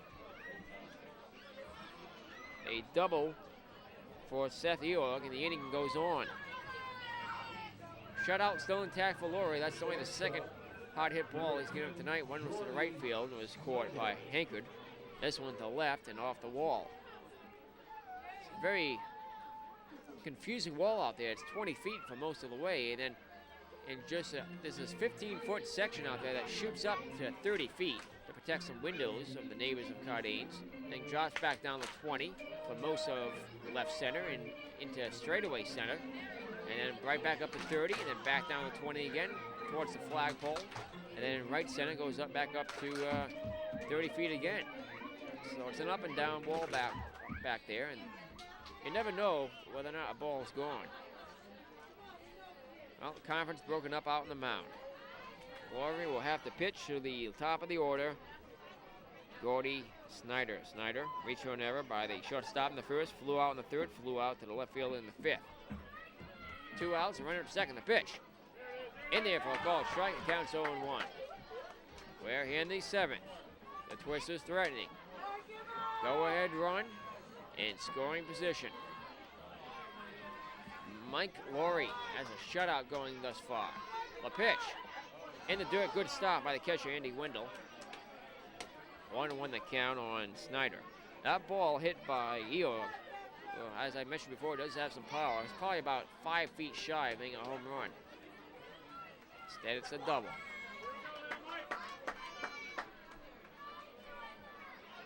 The rain comes down harder. Laurie's 1-1 pitch is popped up. Third baseman and the pitcher coming on. It's the third baseman calling. Makes the catch. Ball in the outdoor ties aside. The Twisters leave Eorg at second. They've stranded 7 tonight. After 6.5, still no score here on the Newport Gulls Television Network.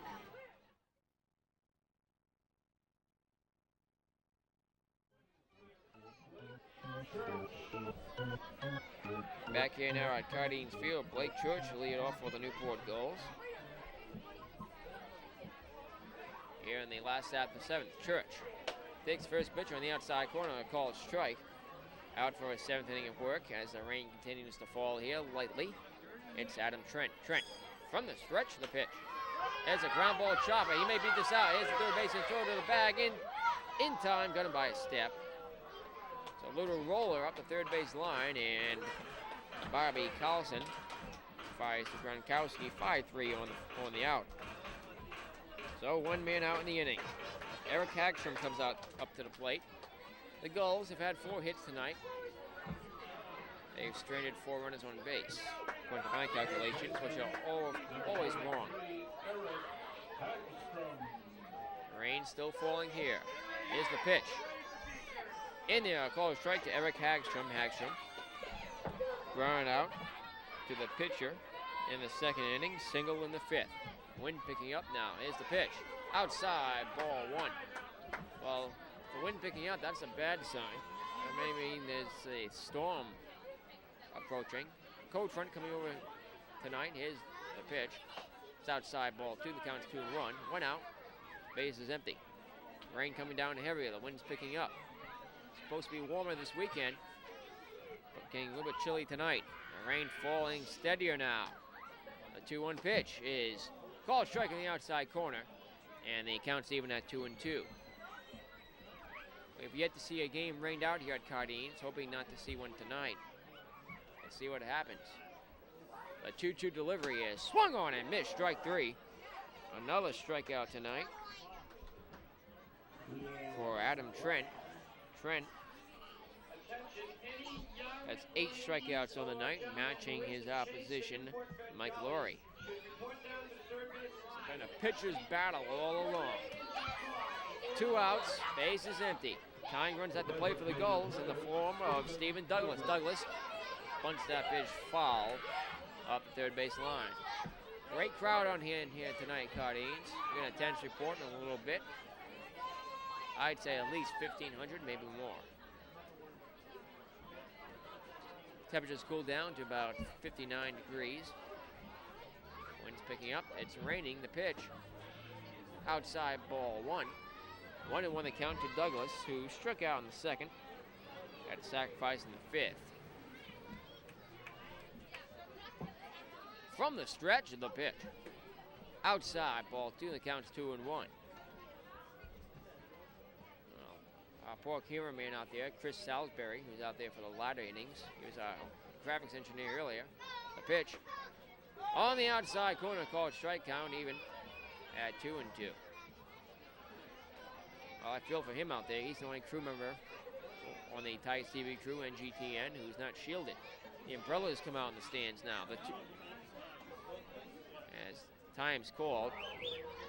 Trent, that's about the 3rd time he's thrown to the plate tonight as time's been called. He works so quickly, folks.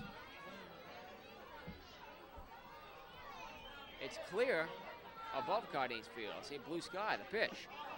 Ball 3 outside, the count is full. 2 outs. Bases are empty. Still no score here in the 7th. Stephen Douglas at the plate. Trent with a payoff pitch. Swing and a miss. He struck him out. Back-to-back strikeouts once again for Adam Trent. He has been spectacular tonight. We have played 7 full here at Cardines Field. Still no score. Back here now at Cardines Field as we go to the top of the 8th inning. Well, the night is done for Mike Laurie. Laurie, who struck out 8 batters on the inning, gave up just 3 hits. He walked a couple. Laurie will retire for the evening. No score. Pitch a shutout through 7. Here in the 8th, the new pitcher for the Newport Gulls is Travis Webb. Webb has a 0.0 ERA in 1 appearance. He pitched 0.2 innings, and he retired no batters. And the only batter he faced walked. That was a hit batter by Webb. So Webb obviously doesn't have that much experience yet this season with the Gulls. He's only hit 1 batter, and the pitch hit him. Faced 1 batter, the pitch hit him, I should say. Webb out there on the mound.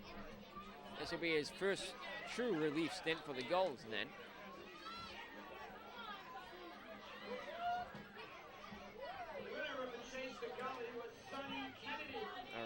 continuing to come down here at Cardines, but there are blue skies almost directly above us, so it can't be lasting much longer. And it's not steady enough to delay the game. We're dry here in our broadcast booth.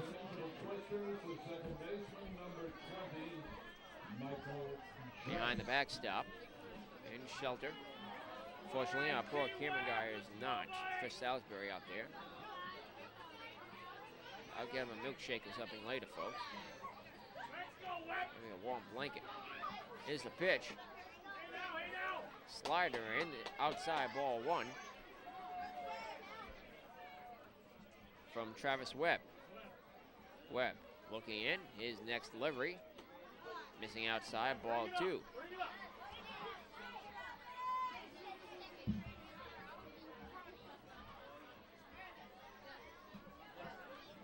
Mike Just stands in the pitch.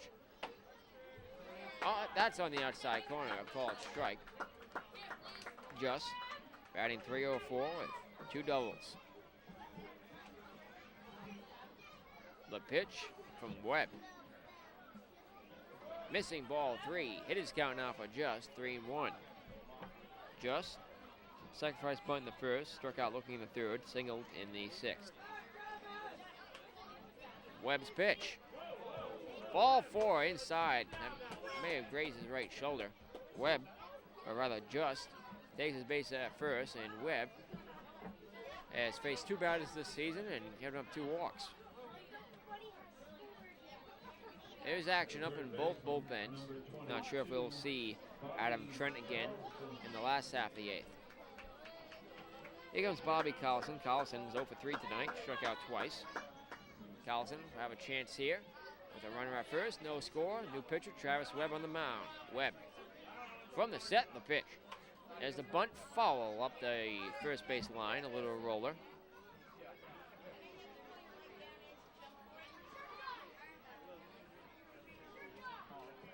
Bobby Collison came into the game tonight with a .295 batting average. That's probably down to .285 now. Collison has 2 home runs, 10 runs batted in, leads the Twisters with 3 doubles.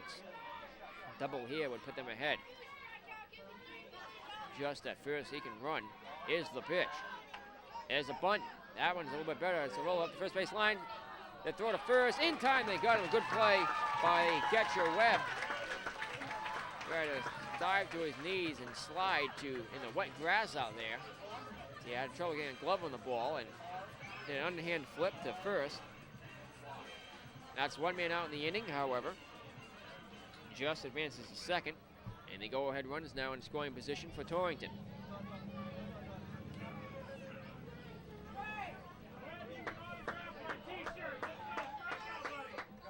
The right fielder, number 28. Here comes Stefan Wilson. Wilson struck out in the first, flew out the shortstop in the third, struck out looking in the 6th. Or rather, singled, I should say, single in the 6th. Wilson awaits the first pitch from Travis Webb. A runner at second. Here it comes. Low ball 1. 1 out. 1 runner on in scoring position. Outfield back for the Newport Gulls. Webb from the set. The 1-0 pitch. Inside, ball 2, the count's 2-0. It's been the pitcher's duel all night. The Gulls have gone to Webb here in relief of Worry in the 8th.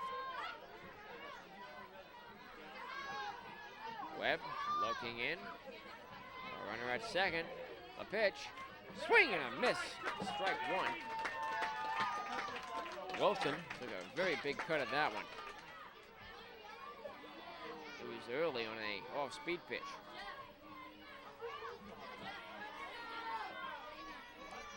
Travis Webb worries about Mike Just at second. To the plate with his 2-1 pitch. Check swing, he went around, that's strike 2.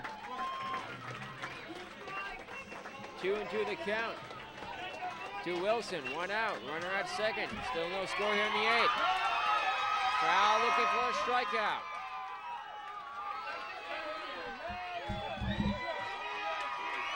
Travis Webb looks in for the sign.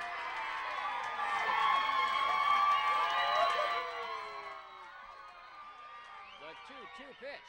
Swing and a miss. He struck him out. That's 2 outs now in the inning.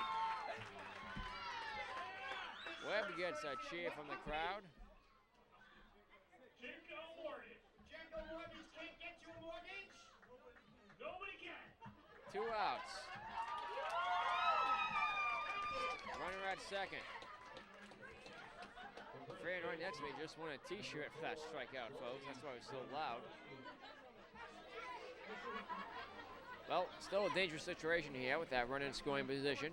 With 2 outs now for Gordy Gronkowski, who's 0 for 2 tonight. He walked in the second. Webb's pitch. Swinging a foul tip right off the hand of the umpire. Robert Panza, he shakes it off. Oh, that must have hurt. Inspects his wrist. He's all right. Still shaking off his hand. Now inspects it again. Or maybe he's just checking his watch. Brief conference out in the mound. A runner at second. 2 outs. 0-1 the count to Gordy Gronkowski. We're here in the 8th, no score. The rain has subsided. Clear skies overhead. That must have been the end of the front. The pitch. Swing and a miss. Strike 2. Webb. Well, other than walking Mike Just to start off the inning, Webb is doing fairly well here.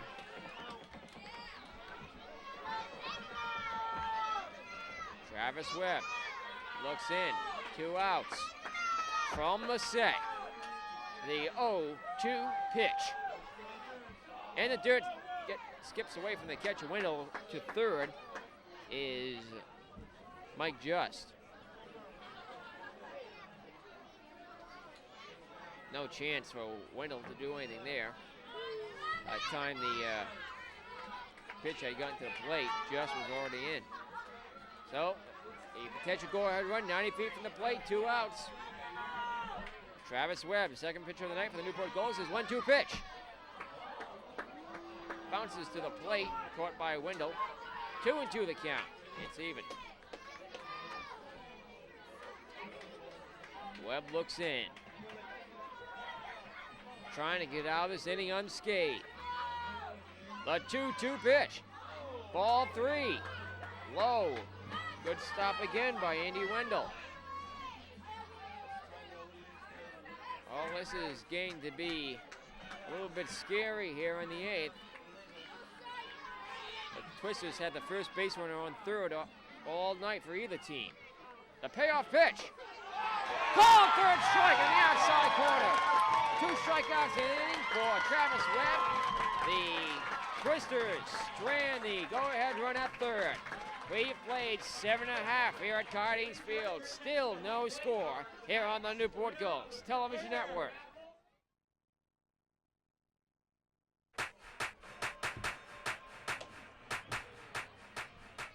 Back here now at Cardines Field, they've released the attendance figures for tonight. Well, they've just about matched the second night of the season. It was Military Appreciation Night. Tonight's attendance here at Cardines Field is 2,086, 2086. You can see some of them there out in left field. The bleachers to my right here behind our camera position are probably the most crowded. Not all of them have stayed, probably a couple hundred left during the rain, during the middle innings. 2086, 2086, the attendance here tonight at Cardines. A very good crowd. There's the fans to our right. Andy Wendell swings and misses at the first pitch. Out for a 8th inning of work is the starter for the Twisters, Adam Trent. Trent still working on his shutout. The pitch. That's in there right down the middle. Call strike, counts 0-2. Wendell struck out on the third, flew out to the right fielder in the 5th. Trent working quickly from the stretch of the pitch. That pitch hit him on the shoulder. First hit out of the night, and Wendell takes his base at first. Wendell on the season now has been hit by pitches 3 times. He does tend to crowd the plate.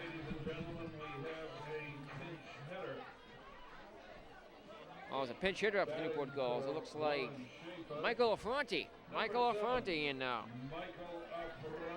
So Warren Schaefer's out of the game, and Michael Affronti, who's been a hero for the Newport Gulls this season, back for a second year, he steps into the game now. Affronti was given the start of the game off tonight, but here in the 8th, the new manager for the Newport Gulls, Mike Coombs, decides to send Affronti in. A pitch. There's a bunt. He put down a good one, but it rolls foul at the first base line. Wendell would have had second. He retreats. Michael Affronti on the season is batting .258. Affronti, in 62 plate appearances, has scored 13 runs on 16 hits. He has a double, a home run, 8 runs batted in. Affronti has walked 3 times, been hit once, and struck out 6 times. Very good hitter in the form of Affronti at the plate. The pitch outside, ball 1. 1-1 on Affronti. Wendell at first. He's the go-ahead run for Newport. Affronti at the plate. His home run came at Danbury in the Gulls' extra inning loss to the Westerners. The pitch. There's a bunt, foul off the backstop. Look out towards us. Not off the backstop, off the wooden gutter above the backstop, above the screen. Holds the screen in place here. Affronti in a hold now, 1-2.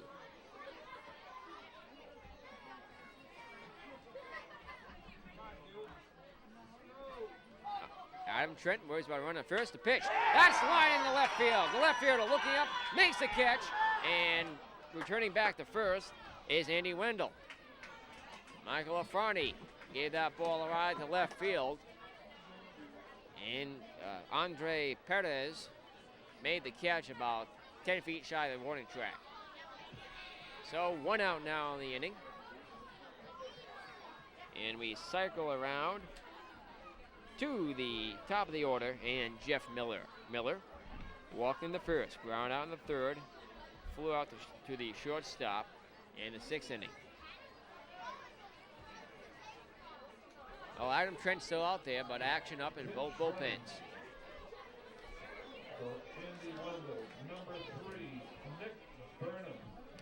Well, now there's a pitch runner. Pitch runner's in the game now. Nick Burnham, who is a base-stealing threat, is now pinch running for Andy Wendell. Wendell was hit by a pitch. So Nick Burnham now stands in at first. Leadoff batter, Jeff Miller, comes to the plate. Twisters will be looking for the double play ball here. They've only turned 5 on the season. The Gulls have only grounded into 4. The pitch is popped up, fouled back and out of play. For comparison, folks, at this point in the season, the Gulls have already turned 16 themselves.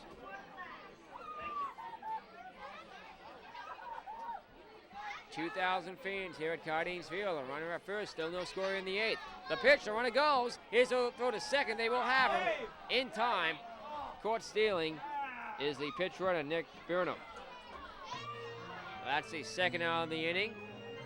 The on-base race, but still, it is the go-ahead run at the plate in the form of Miller. 0-2, the count on him. Adam Trent has been spectacular tonight in this shutout. He looks in, stretches, fires. Just miss on the outside, ball 1 that counts 1-2. Trent gets the signs from his catcher, Haran. Winds and deals. Fastball about 90 miles per hour. Missing high, ball 2. Miller didn't chase.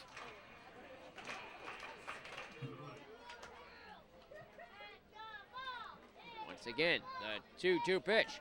Swing and a miss. He struck him out. The Newport Gulls once again do not score here in the 8th. We go to the 9th inning. Still no score as we continue on the Newport Gulls Television Network.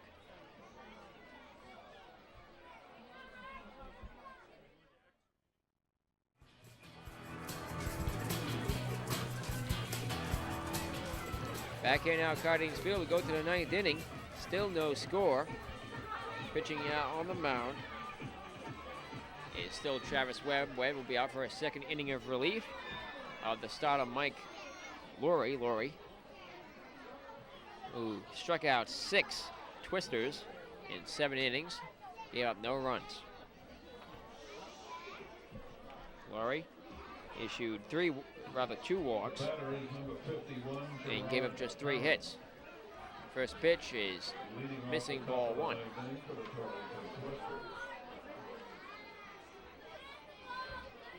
Gerard Haran is 1 for 2 tonight. He singled back in the 2nd, walked in the 4th.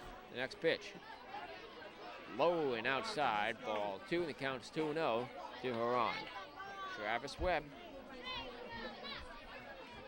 keeping the score tied here in the 9th. The pitch, that's in there for a called strike, and the count's 2-1. The rain has stopped here. Once again, we return to a crisp summer night. About 60 degrees and temperatures slowly falling. The wind's died down as well. That front has moved past quickly after some light showers early in the game. Didn't halt play. 2-1 is swung on and missed, strike 2. The count's 2-2.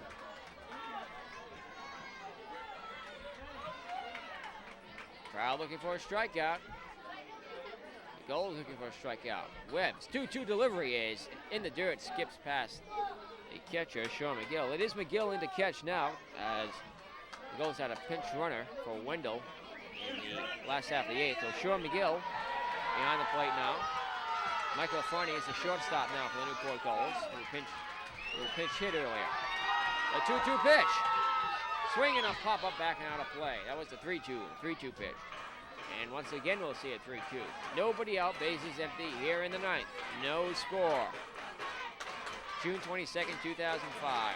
2,000 fans here at Cardines Field on a Wednesday night in Newport. Webb's payoff pitch. Ball 4, he walked him. Managed to check the swing. And a leadoff walk issued by Webb here in the 9th for the 2nd inning in a row. McGill has a brief word with Webb. Sean McGill was on Newport Gulls Player of the Game on Monday night. McGill had a solo home run and an RBI double. They account for the majority of the scoring in that game. We interviewed him in the postgame show. McGill, a native of Wakefield, Rhode Island, one of only 3 Rhode Islanders on the team. Webb getting ready to pitch to Andre Perez. A runner at first. He's the go-ahead run. Haran. Perez stands in at the plate. The pitch from Webb. Here it comes. There's a bunt, foul. Good try from the first baseman Blake Church, however, unable to come up with the ball. That landed about 5 feet in front of his dive. Well, it's starting to become a pleasant evening here in Cardines as the clouds part. It's supposed to be a very clear night, a little bit chilly for warming up this weekend. We'll have the Friday night's game for you on the NGTN. The Newport Gulls don't return here to Cardines Field after Friday's game until next Wednesday. We'll have that for you as well. Webb with the 0-1 pitch. Missing, ball 1, the count's 1-1. On Friday, the Gulls will be playing the Manchester Silkworms. Webb. Count 1 ball, 1 strike, a runner at first. Still nobody out. The pitch to Perez. Squares for a bunt, it's foul off the screen. He may not be bunting again. 1-2 the count.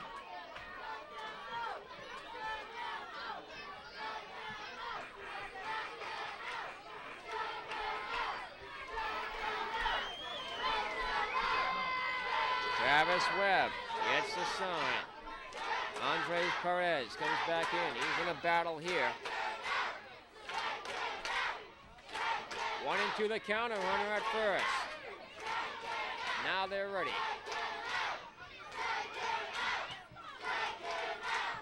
Webb gets his footing, looks in. From the sit. A 1-2 pitch. Swing and a miss, he struck him out. That's the third strikeout of the outing already for Travis Webb. And the crowd cheers him on. 1 out now in the inning for Tyler Lowell. Lowell flew out to right in the second, struck out swinging the fifth, struck out looking in the seventh. Still a runner at first, now with 1 out. Travis Webb trying to get out of a jam here. No score. The Gulls can't afford any blunders here. Franny has a brief word out there on the mound with Webb. Number 16, Justin LaFleur. In the ninth for Newport, we will likely see Brown, Clem, and Hankard.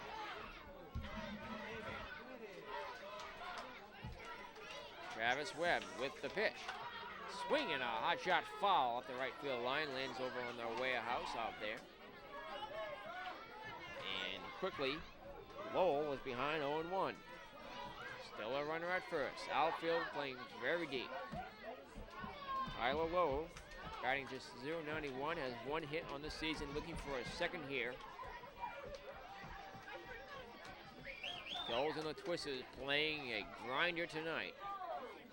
And a pitcher's battle all along. The 0-1 pitch. Swing and a foul tip around the plate area. Counts 0-2. That'll get him going here again at Cardines. Fans not only looking for a free t-shirt, but looking for a positive conclusion to this game. 0-2 the count on Lowe, who's already struck out twice tonight. Webb has 3 strikeouts in an inning and a third thus far. From the set, the pitch. Swing and a high fly ball center field. Center fielder going back at the wall. Can't make the catch, it's off the wall. Browning's holding up at second, now he may be caught. Now dives back in. So a wall ball single for Tyler Lowell. That's the second base runner of the inning for the Twisters. They now have runners at first and second with the 1 out. The Gulls will be looking for a double play to get out of this inning. Webb gets hit hard. That ball's about 10 feet up the wall in right center, just above the Newport Gulls banner.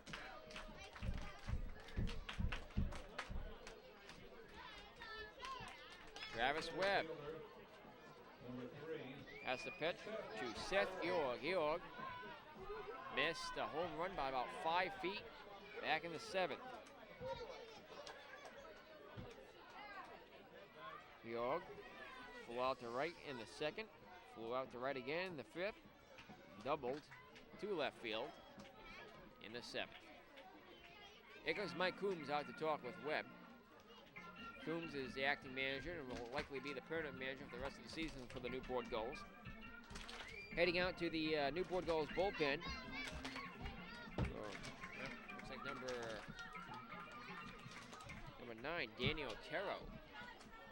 And we have a new pitcher coming in. So we have a pitching change come to you from Cardines Field with runners at first and second and 1 out here in the ninth. And still no score here on the Newport Gulls Television Network.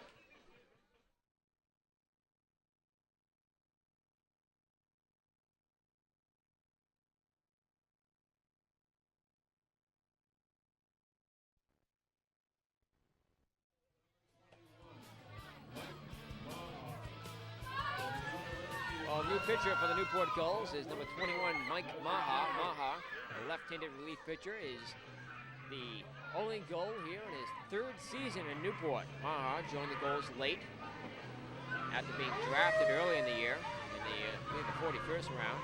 Maha back for a 3rd season here in Newport. This is the first time we've seen him pitch here at Cardines Field. Maha pitched in the championship game for a couple of innings last season. Key and crucial in the playoffs in his relief appearances. Saved the arms of the starters who had to go on just 3 or 4 nights rest in some cases. Maha can be wild on occasion, but tends to get the ball over the plate. Runner at first. Lowell who singled. Horan who walked, or Haran is at second. Maha. New pitcher for the Newport Gulls with 3.86 ERA is 0-1 in 3 appearances. His pitch on the inside corner, a called strike to Seth York. 1 out here in the ninth. Still no score. Maha is a strikeout pitcher. Does give up a lot of hard hit balls. He has some power. Pitches in the upper 80s. The pitch is swung on and missed. Strike 2. 0-2 the count to York. Maha. Name looks like Magyar, M-E-A-G-H-E-R, but it's pronounced Maha. Maha has 1 save, pitched 4.2 innings, given up 6 hits, 3 runs, 2 of them earned. Walked 2, struck out 8, given up 2 doubles. 1-2 the count on York. They want a strikeout here at Cardines Field. Maha calls for time. Maha can work under pressure. Very calm out there on the mound. Runners at first and second, 1 out. Maha trying to keep the score tied at 0 apiece. York behind the count, 1-2 at the plate. Maha looks in. Checks the runner at second. Now looks back in again. A 1-2 pitch, outside. Ball 2, and the count's even at 2-2. We'll do it again.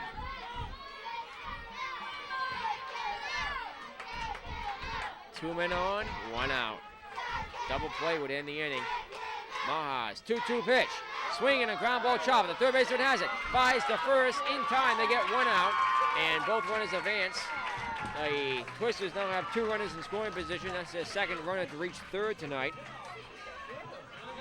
So Eog has to sacrifice, advancing both base runners. Grounder, 5-3 in the out. We cycle around to the top of the order, and Maha will really have to go to work now against Gordy Snyder. Snyder, reach on never by the shortstop in the first. Flow in the third, flow in the fifth, ground out in the 7th. Snyder comes up to the plate now. Maha, third pitcher of the night for the Newport Gulls, worries about runners at second and third. That's the go-ahead run at third. The pitch on the outside corner, the called strike. 2 outs here in the ninth. Gulls will have another chance in the bottom of the inning. However, they like that not to be their last chance. No score. Maha's pitch. Swing and a ground ball. Snagged by the third baseman. Here's the throw to first. In time, they got him. Almost pulled him off the bag. He saved the run. That was a great play by the third baseman. Hatcham. We go to the last half of the ninth as Maha and the Gulls infield gets it done here. The Torrington Twisters strand 2 more base runners. They've left 9. We go to the bottom half of the ninth. Still no score here on the Newport Gulls Television Network.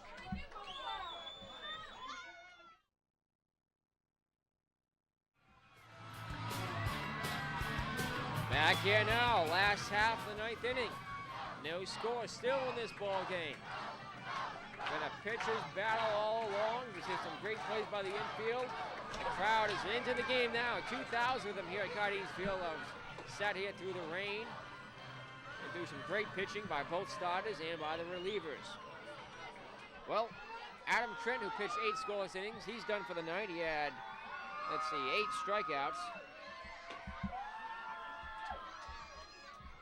Check that. He had 10 strikeouts. Trent had 10 strikeouts on the night, and he was brilliant, as was his opposition. Filling in for him now will be Patrick McGuigan. I believe it's McGuigan. Well, we'll get Donald Hanley's, the public address announcer's interpretation of his name. Patrick has a 0.0 ERA. He has no record in 6 appearances. Patrick, here in the ninth, he has 1 save. He's pitched 4.2 innings on the season, given up 2 hits. Walked 4, struck out 4, giving up a double. He's hit 1 batter.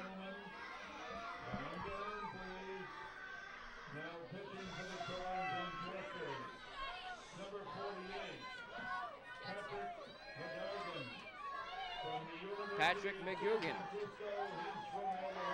We'll have to get 3 outs here in the 9th before we send this game to possible extra innings. There's a league rule, the games must end before 11.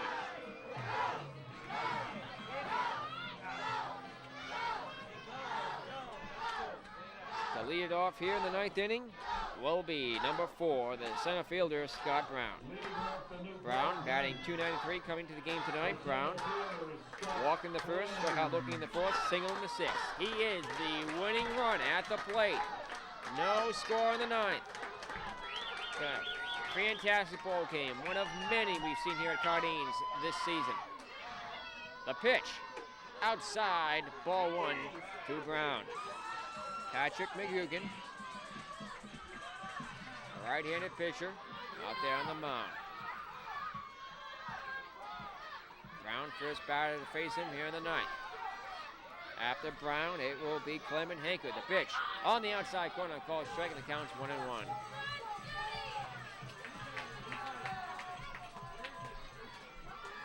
Dangerous situation here for the Torrington Twisters. A run will end the ball game. Bases are empty. Brown at the plate, the pitch. Swing and a foul off the netting. The Newport Gulls need base runners.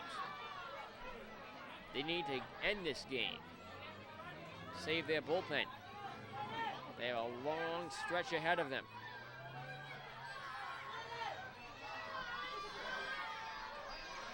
Patrick gets a sign from his catcher, Haran.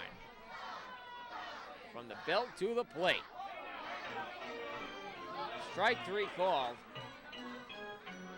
And Brown retreats back to the dugout.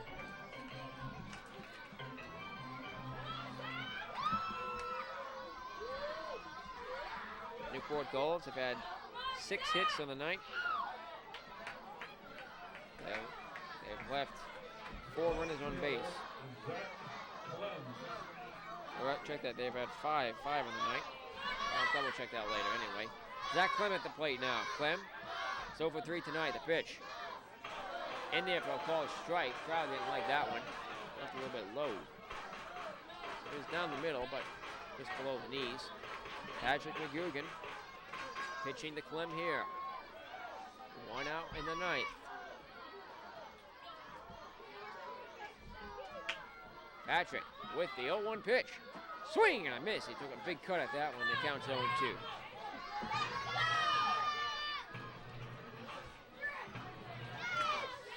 $2,000 fans here at Cardines Field. Many of them have stayed throughout the ball game despite the rain.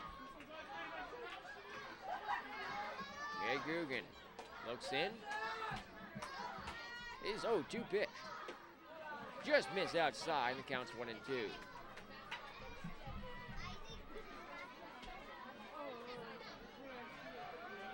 Zach Clem will have to wait a moment now as the catcher, Gerard Haran, has a word with his pitcher. McGugan is the first relief pitcher of the night for the Twisters. Twisters are in last place in the NECBL. 3.5 games back of the Newport Gulls. Twisters are 4-7 in the season. The Gulls are 9-5, looking for their 10th win tonight. The only other team with 10 wins in the league are the Queens Swamp Bats, who are also playing a game tonight. The pitch. Missing the ball. 2-2 the count. To Clem. 1 out here in the 9th. Clem levels the bat. Patrick McGugan looks in. Sets, kicks, and deals. Swing and a pop-up. Playable for the shortstop, calling and makes a catch for the inning's 2nd out. So 2 outs in the inning. And if it's going to be done here in the 9th, if this game's going to be stopped from going into extra innings, it's going to have to be through Kyle Hankard. Hankard struck out looking in the 1st, single in the 4th, ground out in the 6th. Hankard has a brief word with Mike Coombs as the catcher again goes out to talk with his pitcher. What a ball game here tonight. Not offensively, defensively, folks. Some great diving stops out there. very good throwing around the bases. And some great pitching on all sides. Gulls hoping to win it here in the ninth. The winning run at the plate. Anchored, stands in the pitch. Right down the middle of the fastball, strike one. Should Hankard reach, we'll see Blake Church. Uh-oh, folks, my scorecard only goes to 9 innings. Uh-oh. I'm having some work to do between innings to write down on another page. Is the pitch. Inside ball one. Counts 1-1 to Hankard, who is 1 for 3 tonight. It's 9 o'clock as the fire station horn behind the singles. This game's moved on fairly quickly till now. Adam Trent was a very fast worker. McGugan has slowed the pace a little bit here in the ninth. A 1-1 pitch. Outside, ball 2. 2 outs here in the ninth. Stressful situation if there ever was one for Torrington.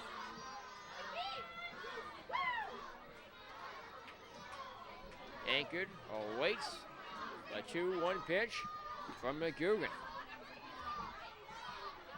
Here it comes. Called strike right down the middle with an off-speed pitch. 2-2 the count to Kyle. Kyle, spelled C-Y-L-E.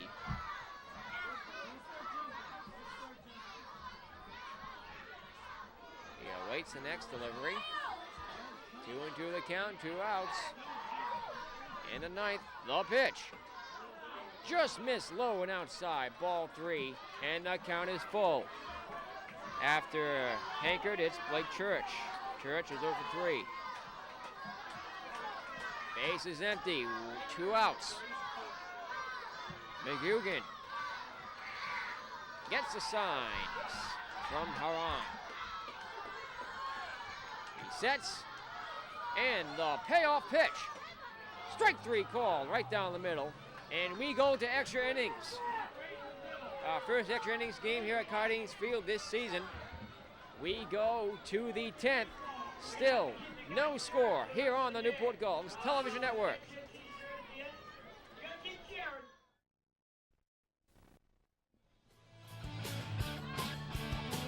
Mike Maha pitches to Michael Just, and the pitch is in there for a called strike with a slider. Maha hit 0-1. We're here in the top of the 10th inning. First extra inning game on the NGTN in our 2-year history. Maha's 0-1 pitch. Swinging a line drive in the center field. This ball is off the wall, rounding first and all the way to second. And holding up there is Just, for the second time tonight, Just as a hit. He's now 2 for 4 with a walk. So, just like that, the Twisters strike Maha, and they have the go-ahead run in scoring position with nobody out. They put the go-ahead run on to lead things off in the last 3 innings and have been retired later on in the inning. Maha and the Gulls will have to do it again here in the 10th. First, they'll have to face Bobby Collison. Collison is 0 for 3 tonight, had a sacrifice in the 8th, struck out twice. Collison will be batting with Mike Just at second base. Nobody out. Maha making his first appearance at Cardines Field. Mike in his 3rd year in a Gulls uniform. Most veteran player on the team. Very rare to see a player go 3 years with the same team. 3 years all in the NHCBL. The pitch outside ball 1. That's the maximum you can play. Is 3 years. Your freshman, sophomore, and junior year in college. According to league rules. It's been a thriller here tonight. Bobby Carlson waits the pitch. It's outside, ball 2.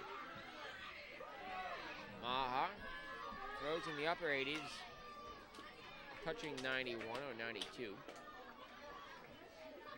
A left-handed deliverer. hoping to deliver 3 outs here in the 10th and to give the Gulls another chance.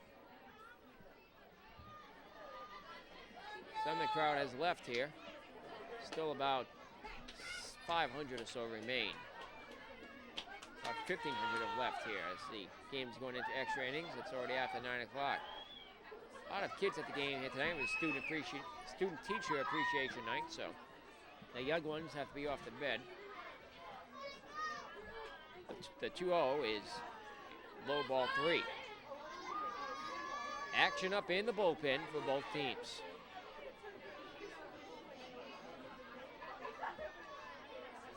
Maha from the belt, the pitch.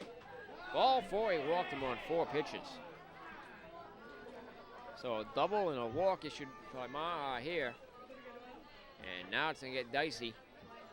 Here comes Stefan Wilson. Wilson is 1 for 4 tonight. Singled in the 6th, struck out on the 1st, struck out in the 8th. Wilson batting now with the go-ahead runner at second, a runner at first. McGill, second catcher of the night, out to talk with Maha. Now the infield will come in. Here comes Afrani and the third baseman, Hagstrom. Also in is Miller, Church. Everybody conversing out on the mound. Decide how to deal here.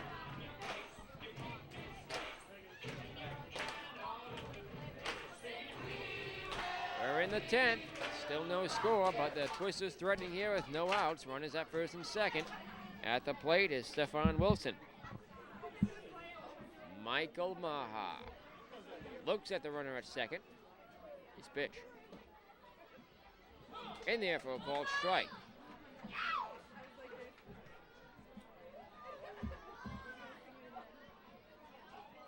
I don't think the Gulls would want to give up a run for a double play here. Neither team has been able to score thus far tonight. 2 men on, nobody out. Maha steps off as time is called. Wilson, tired of waiting, now comes back in the box. The 0-1. Swing and a miss. Strike 2. Counts 0-2.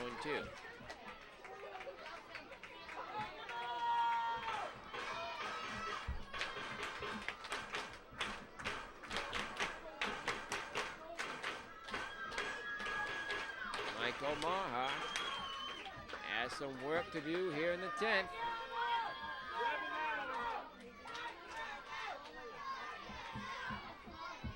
He looks in for the sign from McGill. Now looks what he sees. His 0-2 pitch.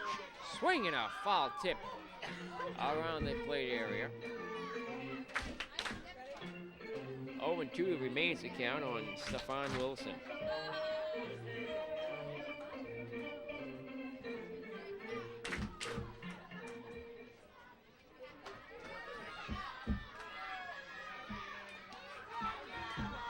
Looks in. Runners take their leads at first and second.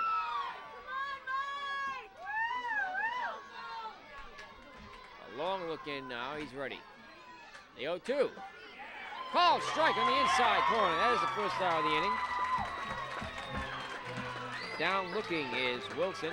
Second strikeout of the night for Maha. Maha came in to pitch for the Newport Gulls in the 9th inning. We're in the 10th now. And Gordy Gronkowski will be the batter here with runners at first and second and 1 out. Gronkowski walked in the second, flew out to first in the 4th, flew out to short in the 6th, and struck out looking in the 8th. Yet to get a ball out of the infield, a pitch. Missing inside, ball 1. Gronkowski able to check the swing there. Carrying position is being shaken up by the kids along the fence. The pitch. Outside, ball 2.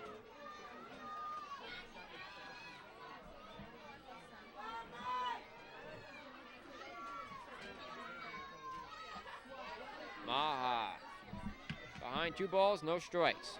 The pitch. That's on the outside corner if they call it strike, and it's 2-1. Well, bleachers emptying here at Cardines as all the younger fans are going home. Still a few of them left. Ma's next delivery is swung on. Ground ball chopper. Snagged by the first baseman. Good play there. Here's to flip the first. In time they got him. And now there'll be 2 runners in scoring position with 2 outs. Well, that was a great play by first baseman Blake Church, who saved a run. If that ball had gone to right, that may have been the ball game. At least one would have scored. Well, there are 2 men out now, a runner at second, a runner at third for the 3rd time tonight. The Twisters have a runner at third. The Gulls have yet to get a runner there. Been no man's land this evening, this pitcher's duel. Here comes Gerard Hiram.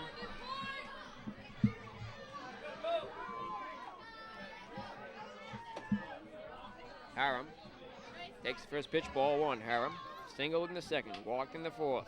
Grounded out to the shortstop in the 6th, and walked in the 9th. Takes this next pitch, ball 2, it's 2-0. A base hit would put the Twisters on top. Maha has to be careful. They're going to walk him. They're going to walk him. So, see a pitch out here from McGill. Maha to McGill, and he's on base. First intentional walk of the season for Maha. Now load the bases. The Gulls just need 1 out, and they have 4 opportunities here. But a runner on every base. He's got to be careful here. A walk would put the Twisters on top. You don't want to ruin all the hard work done by his predecessors tonight.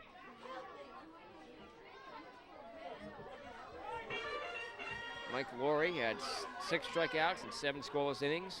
Travis Webb in 1 scoreless inning struck out 2. Maha has already struck out 2 batters, and an inning and 2/3. Bases are loaded for the Twisters.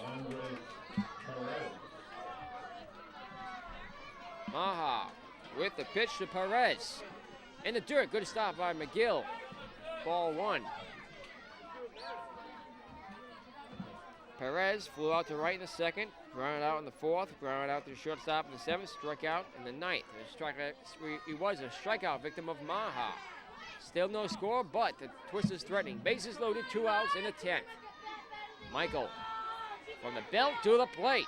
Swinging a ground ball chopper. Sure, it goes in left field. That's the base hit. Here's the go to second. Not in time. He's safe, and the Twisters had the first run of the ball game. They lead it 1-0. Bases remain loaded. It's now 1-0 Torrington. And if the Gulls are to come back, they're going to have to do it in the last half of the 10th now. There goes their security.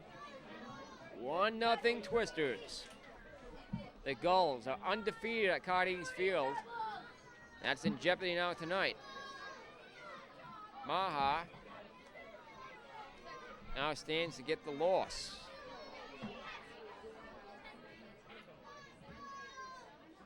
Bases loaded, the pitch. Missing, ball 1. Designated hitter, Justin Lepore.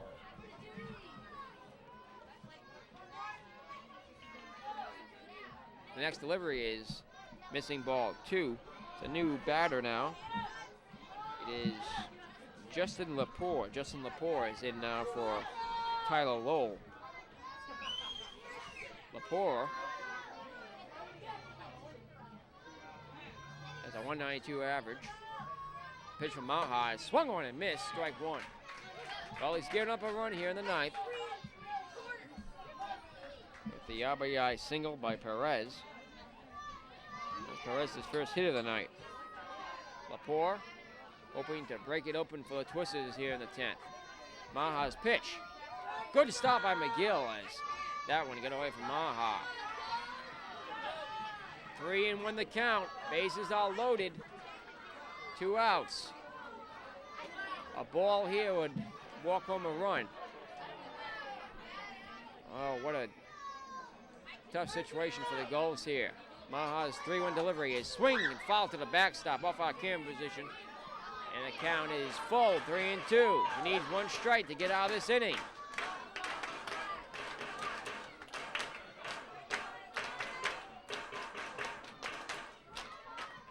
So Just, who scored the inning, Carlson was at third, who walked. Just had doubled to start off the inning. Horan, who was intentionally walked at second, and Perez, who I don't know if saying that first, as the pitch is called, third striking, struck him out. However, the Torrington Twisters get one. After a 9.5, it's the Torrington Twisters 1, the Newport Gulls nothing. They'll have their last chance next as we continue on the Newport Gulls Television Network.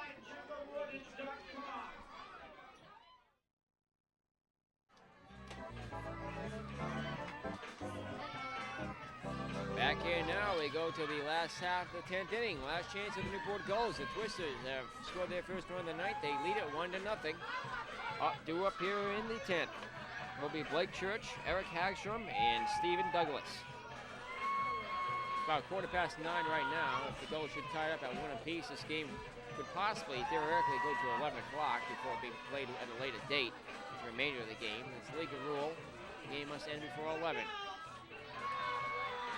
Or the remainder shall be postponed. Well, they'll have their last chance here. Church, Hagstrom, and Douglas. Two up here. Bottom of the 10th inning. Newport Gulls undefeated at Cardines Field, hoping to keep that streak alive. Blake Church. He has his theme song played. Church stands in, awaits the pitch from Patrick McGugan. 1-0 Twisters. The pitch. Up and away, ball one. 1-0.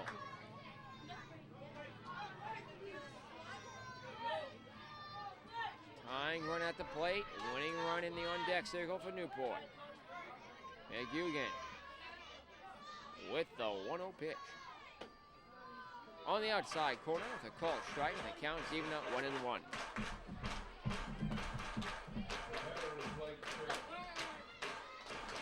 Patrick shuffles his feet out on the mound. The 1-1 pitch. Here it comes. On the outside corner, but a ball on the outside corner. It's just outside. Ball 2. He wants a new ball. Trades off with the plate umpire. 2-1 the count on Church. Church, Hagstrom, and Douglas. Last chance for the Gulls here in the 10th. Should any of them reach, we will see McGill and Affronti. The pitch gets to the backstop off the glove of the catcher Haran.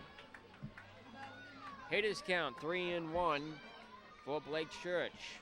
Let's see if he takes a strike here.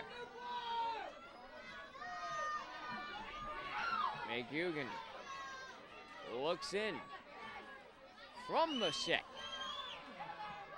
A 3-1 pitch. Ball 4 up and inside. He walked him. That'll bring the winning run to the plate in the form of Eric Hagstrom. So McGugan, who came in the 9th and had a 1-2-3 inning, giving up his first walk of the night. They're in the 10th. The Newport Gulls put the tying run on. Winning run comes to the plate in the form of Hagstrom, who's 1 for 3 tonight. He's single in the 5th, struck out in the 7th. Hagstrom batting from the left side of the plate, facing the right-handed pitcher. Church out first. The pitch. He squares for a bunt, and it's a strike. 0-1 the count.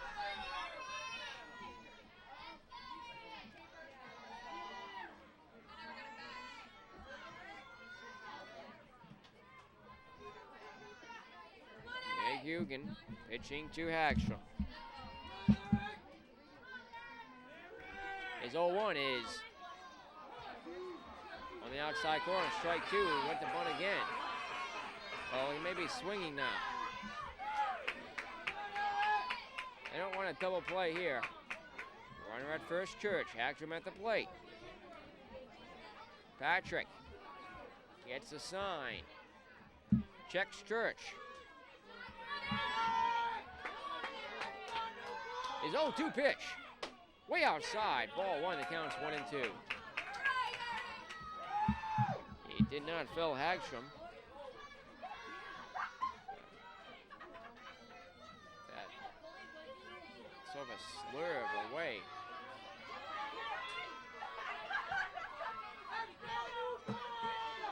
Here's the 0-2 pitch.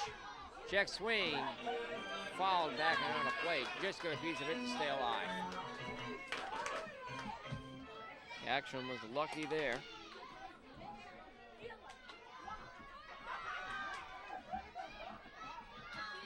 Now time's called. Church is the tying run at first. Still nobody out here in the 10th. Newport trailing at 1-0. Torrington got their only run in the top of this 10th inning. Hence the extra innings, folks. The 0-2 pitch in the dirt. Here's the throw to second. It will be in. Not in time. He's safe. They missed the tag. Runner at the second baseman, Mike Just, missed the tag on Church, and he's safe there. That'll put the tying run in scoring position for the Newport Gulls. And remaining at the plate is Hagstrom. It'll be a 2-2 pitch to him on the next throw to the plate. So Church almost scored stealing there. However, missing the tag is Mike Just. Just wasn't close enough. 2-2 the count on Hagstrom. Pitch almost went to the backstop. McGugan and jam here, nobody out. Tying run in scoring position. Now here, time's called. Here comes the catcher, Haran, to talk with him. And remains action up in both bullpens. Outfield playing deep. Infield squared away.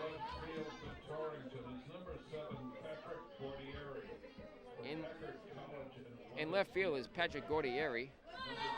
It's a defensive change for the Twisters that we did not notice. McEwen with the pitch. Ball 3 outside. And the count is full.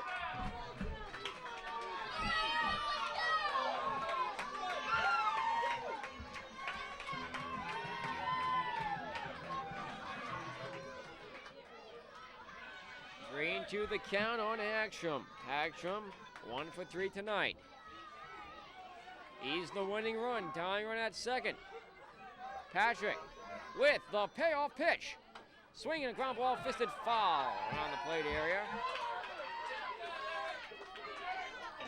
After Hagstrom, we will see Douglas and then possibly McGill and then Affronti. McGill and Affronti are both in tonight's game due to pinch hits and pinch runs. Full count. 3-2 on Hagstrom. It's been a long at bat here. Battling with McGurn here in the 10th. Runner at second, the payoff pitch. Ball 4, inside, he walked him. On his way to first is Hagstrom. That'll bring Stephen Douglas to the plate. Douglas is 0 for 3 tonight with 2 strikeouts. He had to sacrifice to advance the base runner in the 5th. Douglas comes up to the plate. The Gulls have yet to have a base runner reach third. So Church, who walked, stands in at second. Now Douglas comes to the plate as Hagstrom is at first. Douglas has a chance to win this ball game for the Newport Gulls. Tying run at second, winning run at first on base. Patrick McGugan with the pitch to Douglas. The runners go, and they almost had Church at second. He had dived back in just in time. He is lucky there tonight at second base. And the tag missed on him earlier.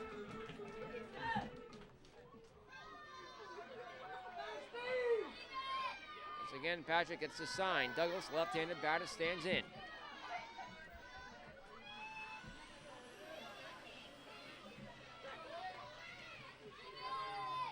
Tenth inning is grinding along. The pitch outside was the pitch out. The runners retreat. Well, the infield in now. The outfield playing deep. Like in right, Wilson is playing Douglas to pull.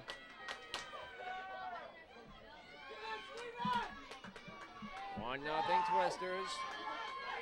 Tying run at second, winning run at first. Still nobody out in the inning. Douglas at the plate. 1-0 the count to him. Patrick's 1-0 pitch. Throw back to second. They have him caught and he's out. He's out at second. Blake Church was caught. Very quick turnaround by McGugan there. So Church is out. That's the first out of the inning. Still, the Newport Gulls have the tying run at first. Now with one out, and Douglas remains at the plate. 1-0 the count on him. Douglas is now the winning run. Patrick taking his time here in the 10th. From the set to the belt and to the plate. Swing and a high fly ball to right field deep, but foul. Foul by about 100 feet. He pulled it over the warehouse, past the pub, and way up West Marlborough Street. 1-1 the count to Douglas. Home run distance, but way foul. Almost hit City Hall. Runner at first. A pitch to Douglas. Swing and a miss. Strike two. Took a big cut at that one. Chased a curveball outside.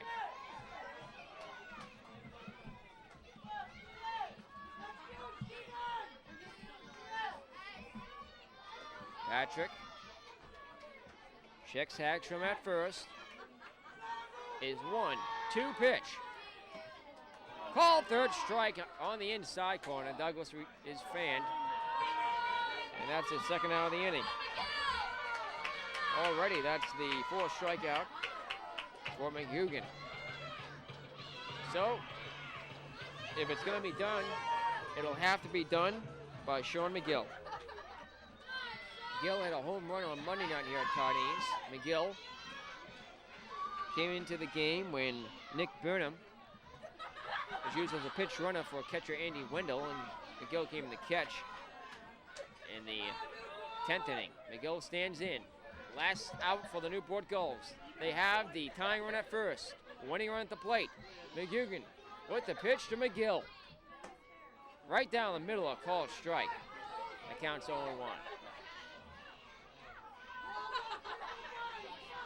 Gulls close to defeat here, but they're not done yet. McGill has some power. He has 2 home runs here at Cardines in this season, including a 3-run homer in his first at-bat. Back here as a returning goal on opening night. The 0-1 pitch is on the ground. The shortstop has it. Fires the first in time, and the ball game is over. The Newport Gulls lose their first game of the season here at Cardines Field in Newport. 1-0, the final score after 10 full innings. Newport loses the game here at Cardines.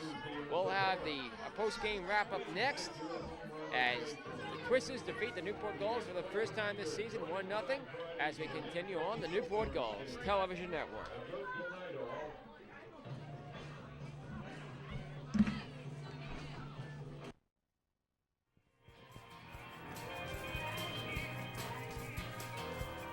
Oh, back here one final time at Cardines Field in Newport. The Newport Gulls fall for the first time at home tonight and fall to 9-6 on the season to the Torrington Twisters. The Twisters are now 1-1 with the Gulls in the season series. They'll play many more times, both here at Cardines Field and away at Torrington. The next time these two teams meet will be this upcoming Sunday at Torrington, Connecticut. The Newport Gulls defeated Torrington last night away 3-2 in Western Connecticut, and Newport defeats them 1-0. The Twisters tonight got their only run in the 10th inning off of Mike Maha. Torrington struck out 13 Newport Gulls. The Newport Gulls struck out 10 Twisters. Newport allowed 1 run on 7 hits and committed 1 error. No errors committed tonight by Torrington. The Gulls left 5 runners on base, whereas the Twisters left 13. Tonight's winning pitcher was McGugan, who got the win, and Maha gets the loss. He falls to 0-2 on the season in relief. Well, Newport Gulls lose a tough one here tonight at Cardines Field. Tonight's game took about 3 hours and 2 minutes to play. It was watched by 2068, the attendance here tonight. Newport Gulls lose here at Cardines Field, fall to 9-6 overall, but retain possession of first place in the ACBL Southern Division, half a game ahead of the Danbury Westerners. Well, let's take a moment to thank those who have made our broadcast possible. The executive producer of Newport Gulls Baseball is Steve Andrade. Our director was Tom Lemer. Our audio technician was Mike Antonelli. Our on-site engineer, Sam Bernier, and our graphics technician, Chris Salisbury. The associate producer tonight was Mr. Raymond Ballard Sr.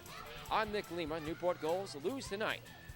1-0, the final score in 10 innings here at Cardines Field. First extra inning of the game, of the season here at Cardines, and the first extra inning game we've brought to you on the NGTN. Well, we'll have many more home games throughout the season as we continue on the Newport Gulls television network. I'm Nick Lima. Newport loses tonight. 1-0, the final score. We hope you tune in to our next broadcast. Until then, so long, everybody.